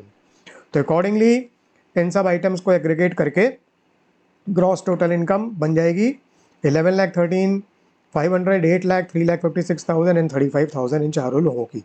अब जो ग्रॉस टोटल इनकम से डिडक्शंस मिलेंगे, एक तो अंडर सेक्शन 80 TTA मिलेगा अप टू 10,000 जो इसकी लिमिट है। तो जो मिस नैना के रिलेशन में interest on savings bank account club हुआ था, राइट, मिस्टर चमन के हैंड्स में, उसके रिलेशन में 10,000 का ATTTA का इनको डिडक्शन मिलेगा। तो एक तो ये बात हो गई। मास्टर नीलप को भी, क्योंकि 35,000 interest on fix deposits taxable हो रहा है इनके हैंड्स में, तो मास्टर नीलप को भी 10,000 तक का ATTTA में डिडक्शन मिलेगा। दूसरा डिडक्शन मिलेगा ATU में, क्योंकि मास्टर नीलप की टोटल इनकम कंप्यूट करने के लिए बोला गया है, तो he is entitled to deduction under section ATU, right. और if it is a case of disability, there is a flat deduction of 75,000 rupees. If it is a case of severe disability, it is 1,25,000. 40% से ऊपर अगर certified होती है disability का extend, तो it is a case of disability. 80% से ऊपर certified होती है तो it is a case of severe disability. यहाँ पर 75% है, ऑफ अप टू 75%, इसलिए सीवियर डिसेबिलिटी का केस नहीं है, ये डिसेबिलिटी का केस है, तो 75,000 का फ्लैट डिडक्शन मिलेगा। And we are assuming that Neelam is a resident, क्योंकि ATU का डिडक्शन एक रेसिडेंट को मिलता है। तो deduction under section ATU assuming Neelam is a resident of 75,000 for disability as the percentage certified is 40% और मोर and below 80%, मतलब 80% एंड अबव नहीं है। And of course the deduction can not exceed the gross total income, तो 25,000 का deduction मिल जाएगा with the consequence that his total income will be nil. और बाकी तीनों की टोटल इनकम बेसिकली होगी 11,3,500, 8 लाख एंड 3,56,000। तो इस तरीके से टोटल इनकम का कंप्यूटेशन होगा। Mr. Ray, a resident individual aged 37 years, gives the following information with respect to various loans taken by him from scheduled banks for various purposes, I and 2I. और उसके बाद कुछ और details हैं, and then we are asked to compute the amount of deductions available to Mr. A under various provisions of Income Tax Act for AY 23-24 so that he gets the maximum benefits, assuming that he does not opt to pay tax under section 115 BAC. तो point number 1, housing loan of 36 lakh taken on 15th March 2022 for the purchase of a house to be used for self-residence at a cost of 47 lakh. The SDB of the house was 42 lakh at the time of purchase. Amount of repayment of loan during the current previous year was towards principal 1,25,000 and towards interest 3,65,000. This is the first and only residential house owned by Mr. Ray. तो सबसे पहले तो purchase of a house है, the income therefrom is taxable under the head income from house property. This is a self occupied house, self residence के लिए purchase किया है, और इंटरेस्ट का रीपेमेंट है 3,65,000, तो अप टू 2 लाख का डिडक्शन 24B में क्लेम कर सकते हैं, सेक्शन 24B में, in computing income from house property. ठीक है। 80EEA में अप टू 1,50,000 का फर्दर डिडक्शन क्लेम किया जा सकता है in computing gross total income. 80EE में जो 24B में डिडक्शन के बाद जो इंटरेस्ट बचा है, जो अनएब्जॉर्ब्ड है, उसका हम फर्दर 80EE में ग्रॉस टोटल इनकम से डिडक्शन क्लेम कर सकते हैं। And there are basically 4 conditions for 80EE। पहली कंडीशन तो होती है कि 80EE में फॉल नहीं करना चाहिए केस, वो फॉल नहीं कर रहा है क्योंकि 80EE में लोन के सैंक्शन का पीरियड होता है प्रीवियस ईयर 2016-17, जो इस केस में है नहीं, तो पहली कंडीशन मीट हो रही है। सेकंड कंडीशन है loan should be sanction during the previous year 2019-22, 21-22, basically 31 मार्च 2022 तक लोन सैंक्शन हो जाना चाहिए, या 15 मार्च 2022 को लोन हैज़ बिन टेकन, तो इसलिए वो कंडीशन भी मीट हो रही है। थर्ड कंडीशन क्या है 80EE के लिए कि SDV should not be more than 45 lakh, SDV should not be more than 45 lakh. यहाँ पर कॉस्ट 47 लाख है, पर SDV 45 लाख से ज़्यादा नहीं है, और 42 लाख है, तो ये भी कंडीशन मीट हो रही है। लास्ट कंडीशन क्या है कि SSE should not own any residential house property on the date of sanction of loan, ये भी कंडीशन मीट हो रही है। क्यों? क्योंकि यहाँ दिया हुआ है this is the first and only residential house owned by mister रे, तो 1,50,000 तक का डिडक्शन क्लेम किया जा सकता है। अब यहाँ पर पॉइंट नोट करने वाला ये है कि both under section 24B and 80EE deduction is allowed in respect of interest payable due basis पर, पे किया हो या नहीं किया हो, actual repayment amount is not relevant. यहाँ क्वेश्चन में अमाउंट ऑफ रीपेमेंट दिए हुए हैं, अमाउंट पेबल नहीं दिया हुआ है, तो ये एम्बिग्विटी है। इसलिए क्लियर नहीं हो रहा है कि 24B में और 80EE में कितना हम डिडक्शन क्लेम कर सकते हैं। तो यहाँ पर हमको एज्यूम करके चलना पड़ेगा कि amount of the interest which is payable is equal to amount of the interest of principal that has been repaid. उस हिसाब से अगर हम देखें तो 24B में 2 लाख का मिल जाएगा, 80EE में 1,50,000 का मिल जाएगा, और फिर 80C में on account of repayment of principal 1,25,000 का मिल जाएगा, क्योंकि 80C में 1,50,000 की लिमिट होती है।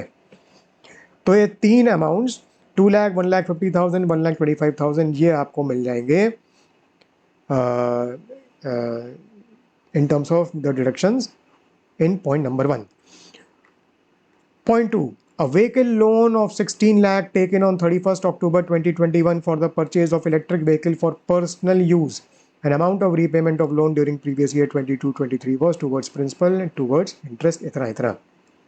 अब यहाँ पर 80EEB में ग्रॉस टोटल इनकम से डिडक्शन क्लेम कर सकते हैं, और कंडीशन क्या होती है कि loan should be sanction during previous year 2019-22, 22-23। तो 31 मार्च 23 कट ऑफ डेट है और ये 31 अक्टूबर 2021 को लोन हैज़ बीन टेकन, तो this condition is fully met. Personal use हो या पर्सनल यूज ना हो, the deduction is not impacted, right. और क्योंकि ये व्हीकल लोन है तो deduction is allowed up to the extent of 1,50,000 on account of interest which is payable. अब यहाँ भी वही इशू है कि अमाउंट ऑफ रीपेमेंट दिया है पर अमाउंट ऑफ इंटरेस्ट पेबल नहीं दिया है, तो हम ये मान के यहाँ पर डिडक्शन हम अलाउ कर देंगे कि amount which is payable is equal to amount of repayment. Towards principal कोई डिडक्शन नहीं मिलेगा, टूवर्ड्स इंटरेस्ट 1,90,000 का रीपेमेंट है तो अप टू 1,50,000 का डिडक्शन, मतलब 1,50,000 का डिडक्शन यहाँ पर क्लेम कर सकते हैं। Besides these loans, he also paid a sum of 15,000 to a political party as contribution. The entire amount was paid in cash. Individual के केस में पॉलिटिकल पार्टी कॉन्ट्रीब्यूशन में 80GC में डिडक्शन क्लेम कर सकते हैं, but only if the amount has not been paid in cash. क्योंकि यहाँ पर कैश पेमेंट है इसलिए the amount of deduction will be nil, कोई डिडक्शन यहाँ पर क्लेम नहीं कर सकते। So these are all the deductions that can be claimed as per this question. Question 4C, इसके 2 पार्ट्स हैं। पहला part, what is the time limit within which an updated return can be filed? Also enumerate the circumstances in which updated return cannot be furnished. This question pertains to theory, इसमें ज़्यादा time नहीं लगाएंगे। Updated return जैसा कि हम जानते हैं it falls under section 139(8)(a। Time limit क्या होगी? Updated return can be furnished at any time with in 24 months from the end of the relevant assessment year. ये तो टाइम लिमिट हो गई।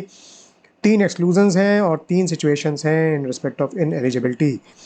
इन एलिजिबिलिटी के केस में an updated return can not be furnished by a person for the relevant assessment year in the following cases. Number 1, where an updated return has been furnished, इसका मतलब updated return को दोबारा update नहीं कर सकते। Second, where any proceeding for assessment और reassessment और recomputation और रिवीजन इज पेंडिंग और हैज़ बीन कंप्लीटेड, अगर ये पेंडिंग है या ये हो चुका है तो आप अपडेटेड रिटर्न को फर्निश नहीं कर सकते।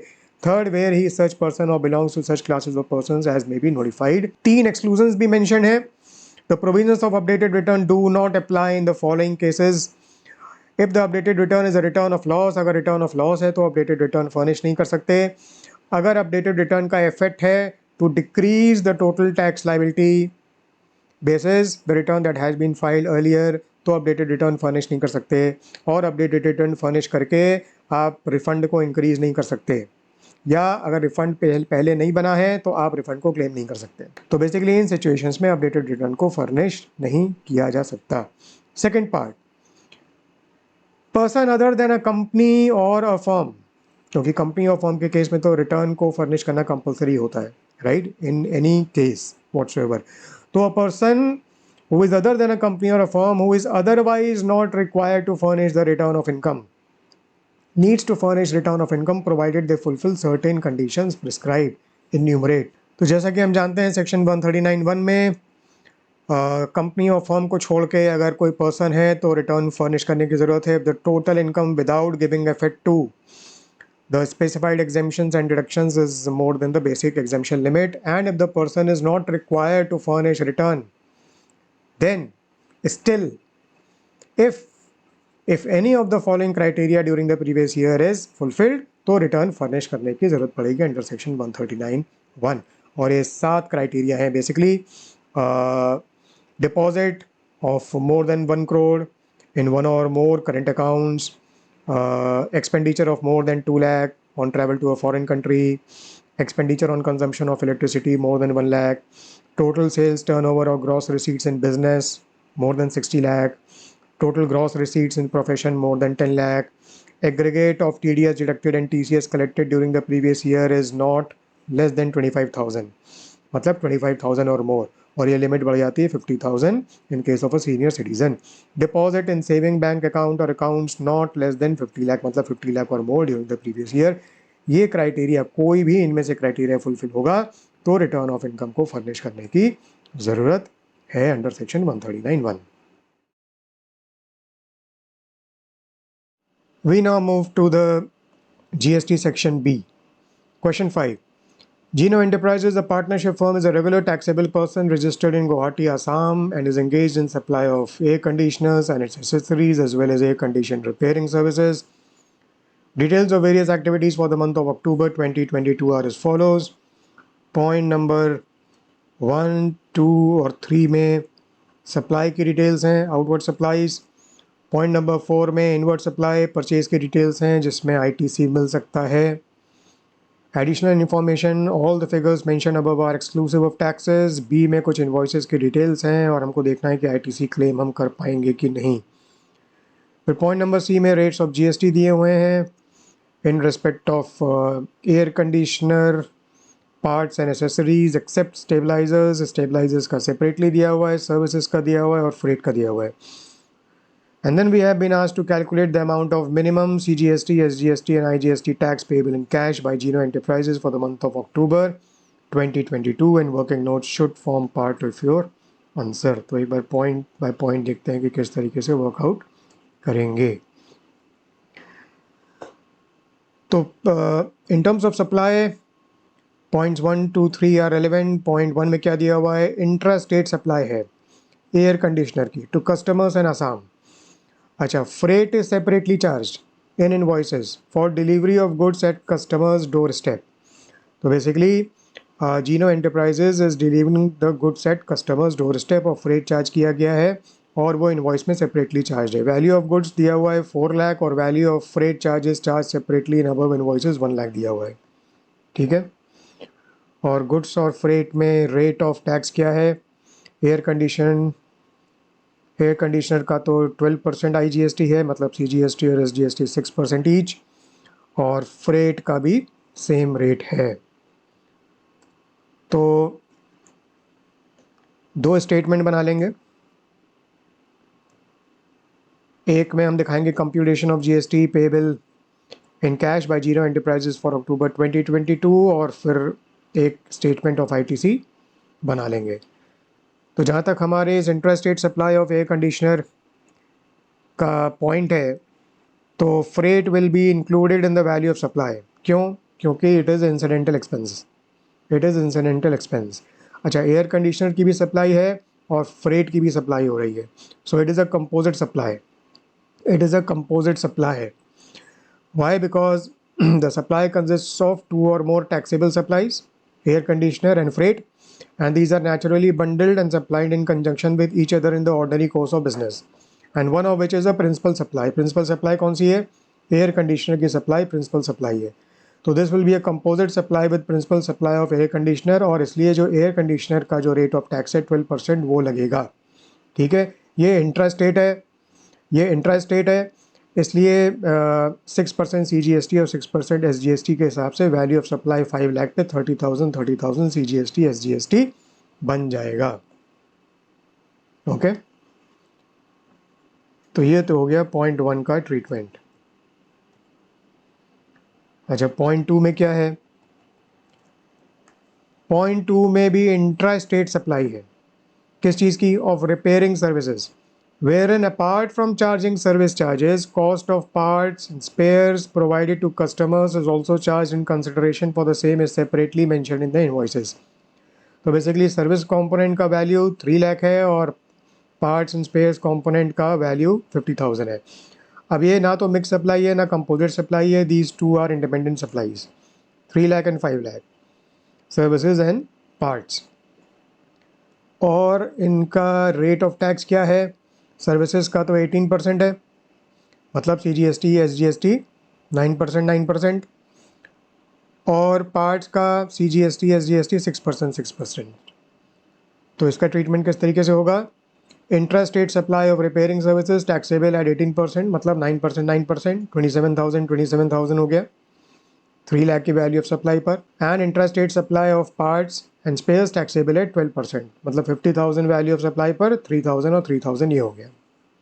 Okay, next point. To enhance their sales and to clear the stock of old models of air conditioner, Geno Enterprises made combo offers to customers wherein if a customer purchases an air conditioner along with a stabilizer, the same is offered at a combo price of 20,000 as against the original price of 30,000, AC ka 22,000 and stabilizer ka 8,000 if these are purchased separately.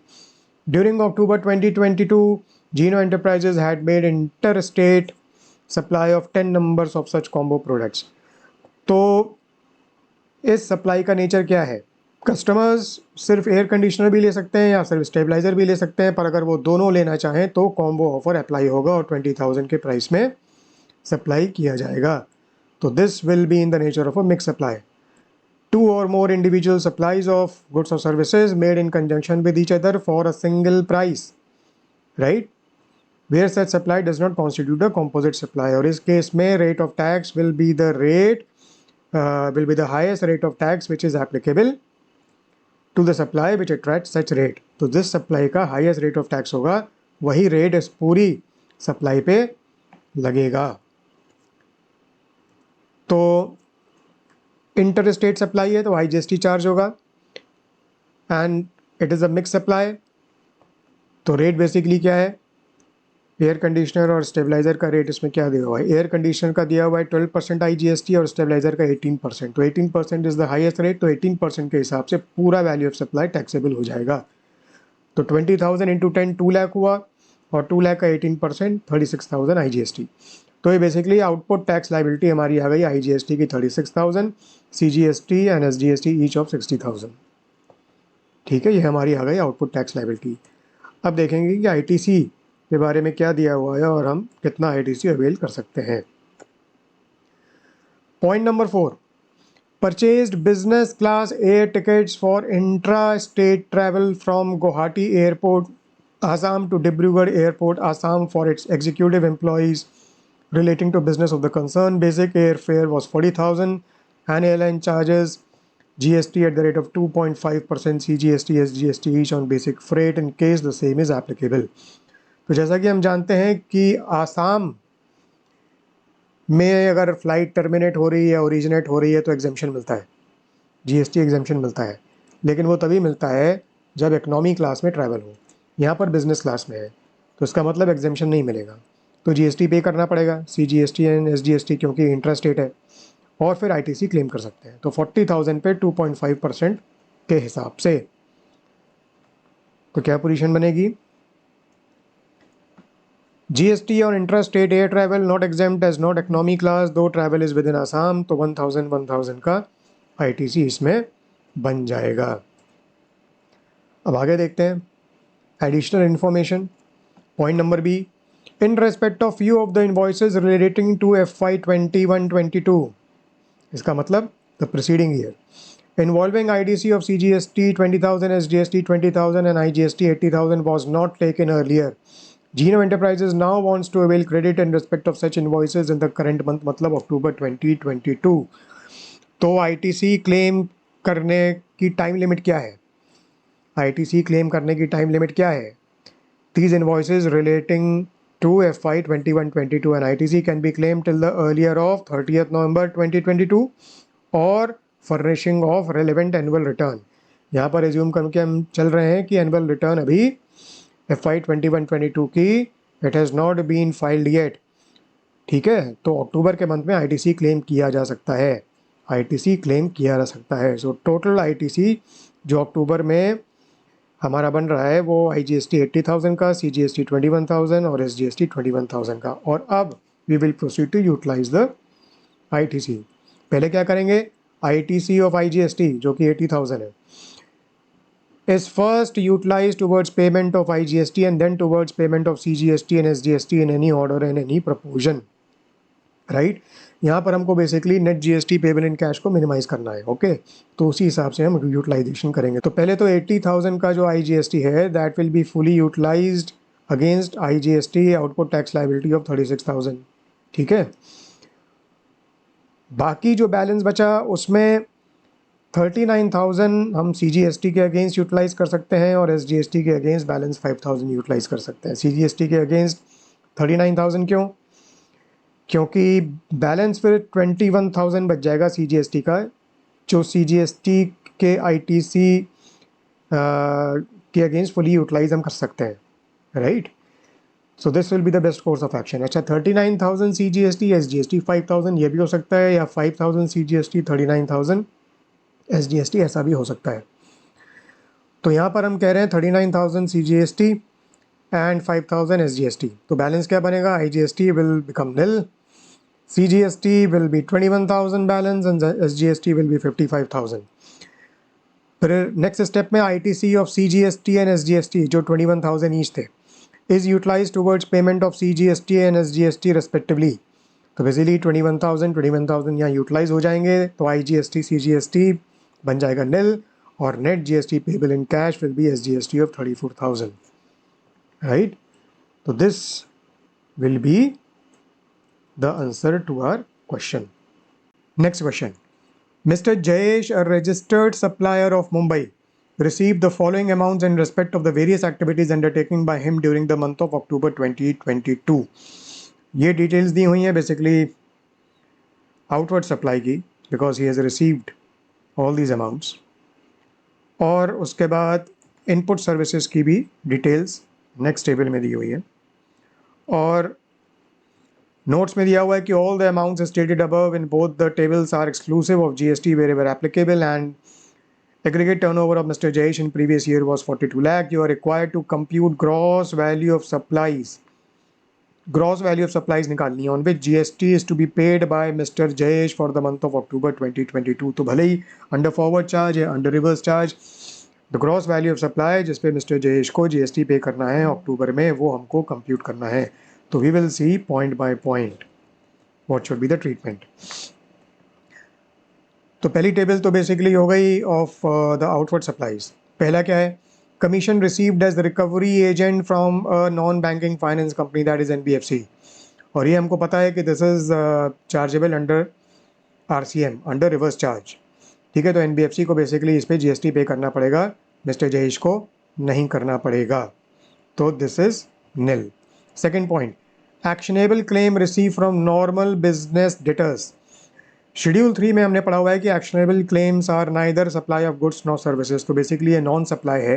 सिर्फ 3 cases में actionable claims को supply माना जाता है, which is lottery, betting and gambling, उस case में GST लगता है। पर यहाँ पर actionable claim has been received from normal business debtors, तो इसलिए this is the non supply under schedule 3, तो इस पर जीएसटी नहीं लगेगा। Point number 3, amount receive from ABC limited for performance of classical dance in one programme, right. इसमें जैसा कि हमको पता है कि एग्जेम्पशन होता है अगर 1,50,000 की कंसिडरेशन की थ्रेशोल्ड एक्सीड नहीं हो रही हो। यहाँ पर 1,74,500 है, इसलिए एग्जेम्पशन नहीं मिलेगा। 1,74,500 पे जीएसटी देना पड़ेगा, this is taxable. Point number 4, business assets, old computers given to a friend free of cost. The market value of all the computers was 51,000. No input tax credit has been availed on such computers when used for business, और कोई consideration charge नहीं किया गया है, there is no consideration. अब ये schedule 1 के para 1 में हमने पढ़ा हुआ है परमानेंट ट्रांसफर और disposal of business assets without consideration. Where ITC has not been availed, it is not treated as supply. अगर ITC अवेल किया गया है तो सप्लाई माना जाएगा। इस केस में ITC अवेल नहीं किया गया है, it is a permanent transfer और डिस्पोजल ऑफ बिजनेस एसेट्स, और कोई कंसिडरेशन चार्ज नहीं किया गया है, इसलिए पैरा 1 शेड्यूल 1 में सप्लाई नहीं माना जाएगा। सो this is basically not a supply, GST नहीं लगेगा इस पे। Next point, consideration received for 1 month rent from a registered individual person for renting of residential dwelling for use as residence. तो residential dwelling को rent पे दिया गया है for use as residence। किसको दिया गया है? To a registered individual। तो ऐसे केस में क्या रहेगा, ऐसे केस में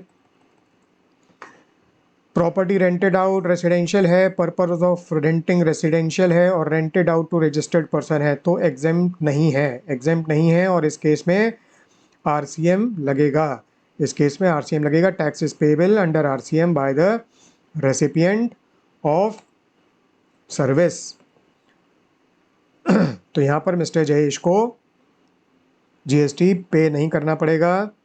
जिसको रेंट पे दिया गया है, the person who is receiving the service, उसको जीएसटी पे करना पड़ेगा अंडर रिवर्स चार्ज। अब आते हैं डिटेल्स ऑफ इनपुट सर्विसेज। एक ही आइटम है यहाँ पर, paid to an unregistered goods transport agency GTA for various consignments of transportation of goods by road, each individual consignment in a single carriage was of less than 1450। तो mister Jayesh तो registered है, mister Jayesh registered है, that means the recipient mister Jayesh is registered. और जो supplier है GTA वो unregistered है, तो सप्लायर अनरजिस्टर्ड है और सप्लाई हो रही है टू अ रजिस्टर्ड पर्सन, तो एग्जेम्पशन मिलता है in respect of GTA services. लेकिन एग्जेम्पशन कब मिलता है, services provided by GTA are specifically exempt in 3 scenarios. उसमें से एक सिनेरियो क्या है, एंट्री 21A में services provided to an unregistered person is exempt, ठीक है। और यहाँ पर मिस्टर जयेश अनरजिस्टर्ड नहीं है, ही इज़ रजिस्टर्ड, तो एग्जेम्पशन नहीं मिलेगा, तो इसका मतलब सर्विस टैक्सेबल होगी। अब क्वेश्चन है कि फॉरवर्ड चार्ज पे होगी कि रिवर्स चार्ज पे होगी। अब यहाँ पर जीटीए अनरजिस्टर्ड है, okay, and transportation is of goods by road by GTA. अगर जीटीए ने फॉरवर्ड चार्ज पे टैक्स पे करने के लिए ऑप्शन एक्सरसाइज किया हुआ है, राइट, तो जीटीए को जीएसटी पे करना पड़ेगा। लेकिन यहाँ वो सिचुएशन नहीं है क्योंकि जीटीए इटसेल्फ इज अनरजिस्टर्ड। तो बेसिकली इस सिचुएशन में फॉल कर रहा है हमारा case, GTA does not opt to pay tax under forward charge, और since the Mr. Jayesh is a registered person, he becomes a specified recipient, और इसलिए रिवर्स चार्ज के अंडर उनको इस पे जीएसटी पे करना पड़ेगा। तो बेसिकली 15,100 पे आरसीएम लगेगा। तो टोटल जो ग्रॉस वैल्यू ऑफ सप्लाई हो गई जिस पे मिस्टर जयेश को टैक्स पे करना पड़ेगा, बेसिकली 1,74,500 पे अंडर फॉरवर्ड चार्ज और 15,100 पे अंडर रिवर्स चार्ज। तो टोटल हो गया 189,600, इस पे टैक्स इनको पे करना पड़ेगा। 6B, Mr. Shyamdas was admitted to Suraksha Hospital in Mumbai for 2 days in relation to diagnosis of removal of stones from his kidney. For the said services, Suraksha Hospital charged following from Mr. Das. Details दी हुई हैं। In each of the above scenarios, explain whether Suraksha Hospital would levy GST or not in line with the relevant provisions of the GST law. तो health care services से related exemption के बारे में हमने पढ़ा है, और यहाँ पर सिनेरियो क्या है, it is a case of a hospital जो कि क्लिनिकल एस्टेब्लिशमेंट है, and the situation pertains to diagnosis of removal of stones from the kidney of mister Shyamdas, ठीक है। तो exemption entry number 74, services by way of health care services, right, health care services by clinical establishment, clinical establishment hospital है, ठीक है।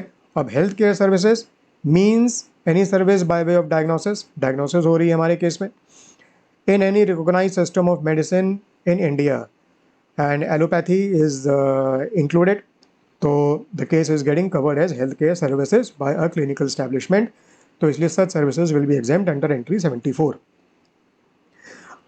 अब एक बार details देख लेते हैं पॉइंट बाय पॉइंट। पहला है रूम रेंट चार्ज किया गया है, room rent 7,000 per day for 2 days, तो टोटल 14,000 चार्ज किया गया और 7,000 पर डे का है। रूम रेंट से रिलेटेड एग्जेम्पशन जो मिलता है, room provided by clinical establishment to a person receiving health care services, ICU, CCU, ICCU वगैरह तो एग्जेम्प्ट होते हैं। और अगर ये केस नहीं है तो अगर मोर देन 5,000 पर डे है तो एग्जेम्प्ट नहीं होता है, टैक्सेबल होता है। यहाँ पर 7,000 पर डे है तो बेसिकली एग्जेम्प्ट नहीं होगा, ये हो जाएगा टैक्सेबल। ऑपरेशन थिएटर चार्जेस और doctor consultation charges health care services के अंडर आते हैं तो वो एग्जेम्प्ट हो जाएंगे। 4 में अदर सर्विसेज दी हुई हैं। अब यहाँ पर एम्बिग्विटी है क्योंकि यहाँ पर सर्विसेज की डिटेल्स नहीं दी हुई हैं। तो अगर तो ये हेल्थ केयर सर्विसेज हैं तो एग्जेम्प्ट रहेंगी, अगर हेल्थ केयर सर्विसेज नहीं है और if any part of this is not pertaining to health care services तो वो एग्जाम नहीं रहेंगी। Question 7A, Mr. Manik provides the following information regarding his tax and other liabilities under GST Act as per Electronic Liability Register. Tax due for the month of May, interest for the month of May, penalty for the month of May, tax due for the month of June, and liability arising out of demand notice under Section 73. Mr. Manik wants to clear his liability of demand notice under Section 73 first. Discuss the provisions of order of discharge of GST liability under Section 49(8) of CGST Act and advise to Mr. Manik. तो order of discharge क्या है? जैसा कि हमने पढ़ा हुआ है, every taxable person is required to discharge his tax and other dues in the following order compulsorily. सबसे पहले self assess tax and other dues related to returns of previous tax periods, फिर self assess tax and other dues related to the return of the current tax period, and lastly any other amount payable including the demand determined under section 73 और 74। तो basically हमको क्या करना है? What should mister Manik do? Mr. Manik should first clear his dues for the previous tax period, that is May, उसके बाद जून का उनको क्लियर करना चाहिए और उसके बाद उनको 73 के अंडर जो डिमांड नोटिस आया है उसका 48,000 क्लियर करना चाहिए। तो जो वो चाह रहे हैं that he wants to clear his liability under section 73 first is not right as per the law. Okay, 7B, दो क्वेश्चन है इसमें। पहला question, mister Sumit is a registered dealer in the state of Punjab. In the month of May, he decides to apply for QRMP scheme. As he wants to switch to QRMP scheme, he had not filed his returns for the months of May and June. Please guide to Mr. Sumit regarding the following: conditions and restrictions of QRMP scheme and manner of exercising option of QRMP scheme. तो basically mister Sumit registered dealer है और मई में इन्होंने decide किया कि हम QRMP scheme को apply करेंगे and therefore he has not filed his returns for the month of May and June. तो कंडीशंस बेसिकली क्या है? एलिजिबिलिटी कंडीशन एक तो ये है कि the person should be registered and the person is eligible for the scheme अगर ATO is up to 5 crore in the preceding financial year, मतलब 5 करोड़ से ज़्यादा नहीं होना चाहिए। एक तो ये पॉइंट हो गया। अब what is the manner of opting for QRMP scheme? एक तो ये ऑप्शनल है, कंपलसरी नहीं है, ठीक है। और the option can be exercised from the first day of the second month of the preceding quarter till the last day of the first month of the quarter for which the option is being exercised. तो अगर उन्होंने मई में decide किया है, अगर mister Sumit ने मई में decide किया है कि QRMP स्कीम में अप्लाई करेंगे तो अप्रैल में जून का करंट क्वार्टर तो चल रहा है, तो उसमें QRMP स्कीम एप्लीकेबल नहीं होगी। QRMP scheme will become applicable from the next quarter which is July to September quarter से एप्लीकेबल होगी and the option can be exercised from 1 May to 31 July. तो इस पीरियड के अंदर mister Sumit can exercise the option under the QRMP scheme. Further condition ये है कि one cannot opt for the scheme in case the last GSTR 3B due on the date of exercising such option has not been furnished। तो basically जो इनका monthly GSTR 3B return है, इन्होंने जो file नहीं किया है मई और जून का, ये इनको फाइल करना पड़ेगा। He should file his monthly returns और जुलाई सितंबर quarter and onwards he can file quarterly return under QRMP scheme. Second question, when goods are transferred by principal to job worker, there is no need to issue e-waybill. Comment on the validity of the above statement with reference to GST law.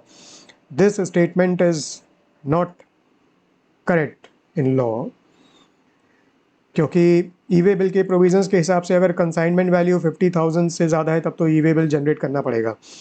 Even if the consignment value is not more than 50,000, मतलब 50,000 या उससे कम है, even then in case of interstate movement, e-waybill will need to be generated irrespective of the value of consignment where goods are sent by principal to a job worker, interstate, right?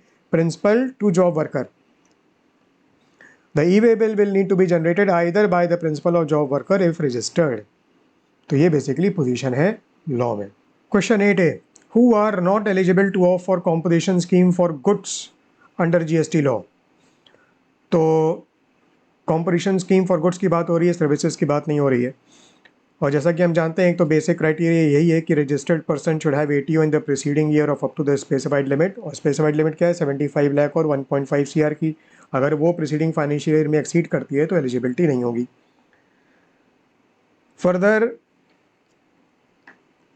7 conditions हैं basically competition scheme for goods के लिए, 6 हैं क्योंकि ये नहीं है, तो basically 6 conditions हैं एलिजिबिलिटी कंडीशंस। तो अगर इनमें से 1 और मोर सेटिस्फाई नहीं होती हैं तो एलिजिबिलिटी नहीं बनेगी।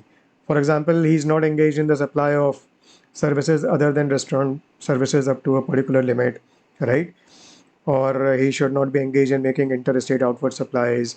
ऐसे ऐसे करके 6 कंडीशंस हैं, तो ये बेसिकली हमको सब लिखनी है इसके आंसर में। Second, GTA services provided to an unregistered person, including unregistered CTP, are exempt from GST by virtue of entry 21A of GST laws. Discuss the validity of above statement. तो entry 21A के हिसाब से अगर हम देखें तो exemption मिलता है to services provided by GTA to an unregistered person not being a specified recipient. Exemption तभी मिलेगा जब अनरजिस्टर्ड पर्सन है और स्पेसिफाइड रेसिपिएंट भी नहीं है। वो कौन होगा? वो होगा basically unregistered individual, that means and consumer. बाकी केसेस में अगर स्पेसिफाइड रेसिपिएंट है, राइट, स्पेसिफाइड रेसिपिएंट है तो फिर एग्जामेशन नहीं मिलेगा। स्पेसिफाइड रेसिपिएंट उसकी एक लिस्ट है, जैसा कि हम जानते हैं फैक्ट्री हो गई, सोसाइटी हो गई, कोऑपरेटिव सोसाइटी हो गई, वगैरह वगैरह। ऑल्टरनेटिव क्वेश्चन में दिया हुआ है list any 5 activities or transactions is specified under Schedule 3 of the CGST Act which shall neither be treated as supply of goods nor supply of services. Detailed explanation is not required, तो details required नहीं है. There is a list of activities or transactions specified under Schedule 3, or we need to just list down any 5 activities or transactions. This is the last question. Rule 86A of the CGST rules provides that in certain specified circumstances, Commissioner on the basis of reasonable belief may not allow debit of an amount equivalent to such credit in electronic credit ledger. तो basically ITC का utilization debarred कर दिया जाता है. State the grounds as guided by CBIC on which the reasons for such belief must be based on. तो grounds basically Rule 86A में specified हैं. ITC has been availed on the strength of a tax-paying document issued by a registered person who is found non-existent without receipt of goods. Tax has not been paid to the government. Registered person is found non-existent, is not in possession of tax-paying document. और ये सारे जो हैं वो 1, 2, 3, 4, 5 basically grounds हैं, and these are the same grounds which have been listed in the CBIC circular which has been issued in respect of Rule 86A. So this brings us to the end of this video. Hope things are clear to you in terms of the solution to various questions. Or if you have any doubt or need any clarification, feel free to get in touch with me. Do write in the comment box your views, thoughts, etc. And my best wishes to you. All the best to you. Thank you very much.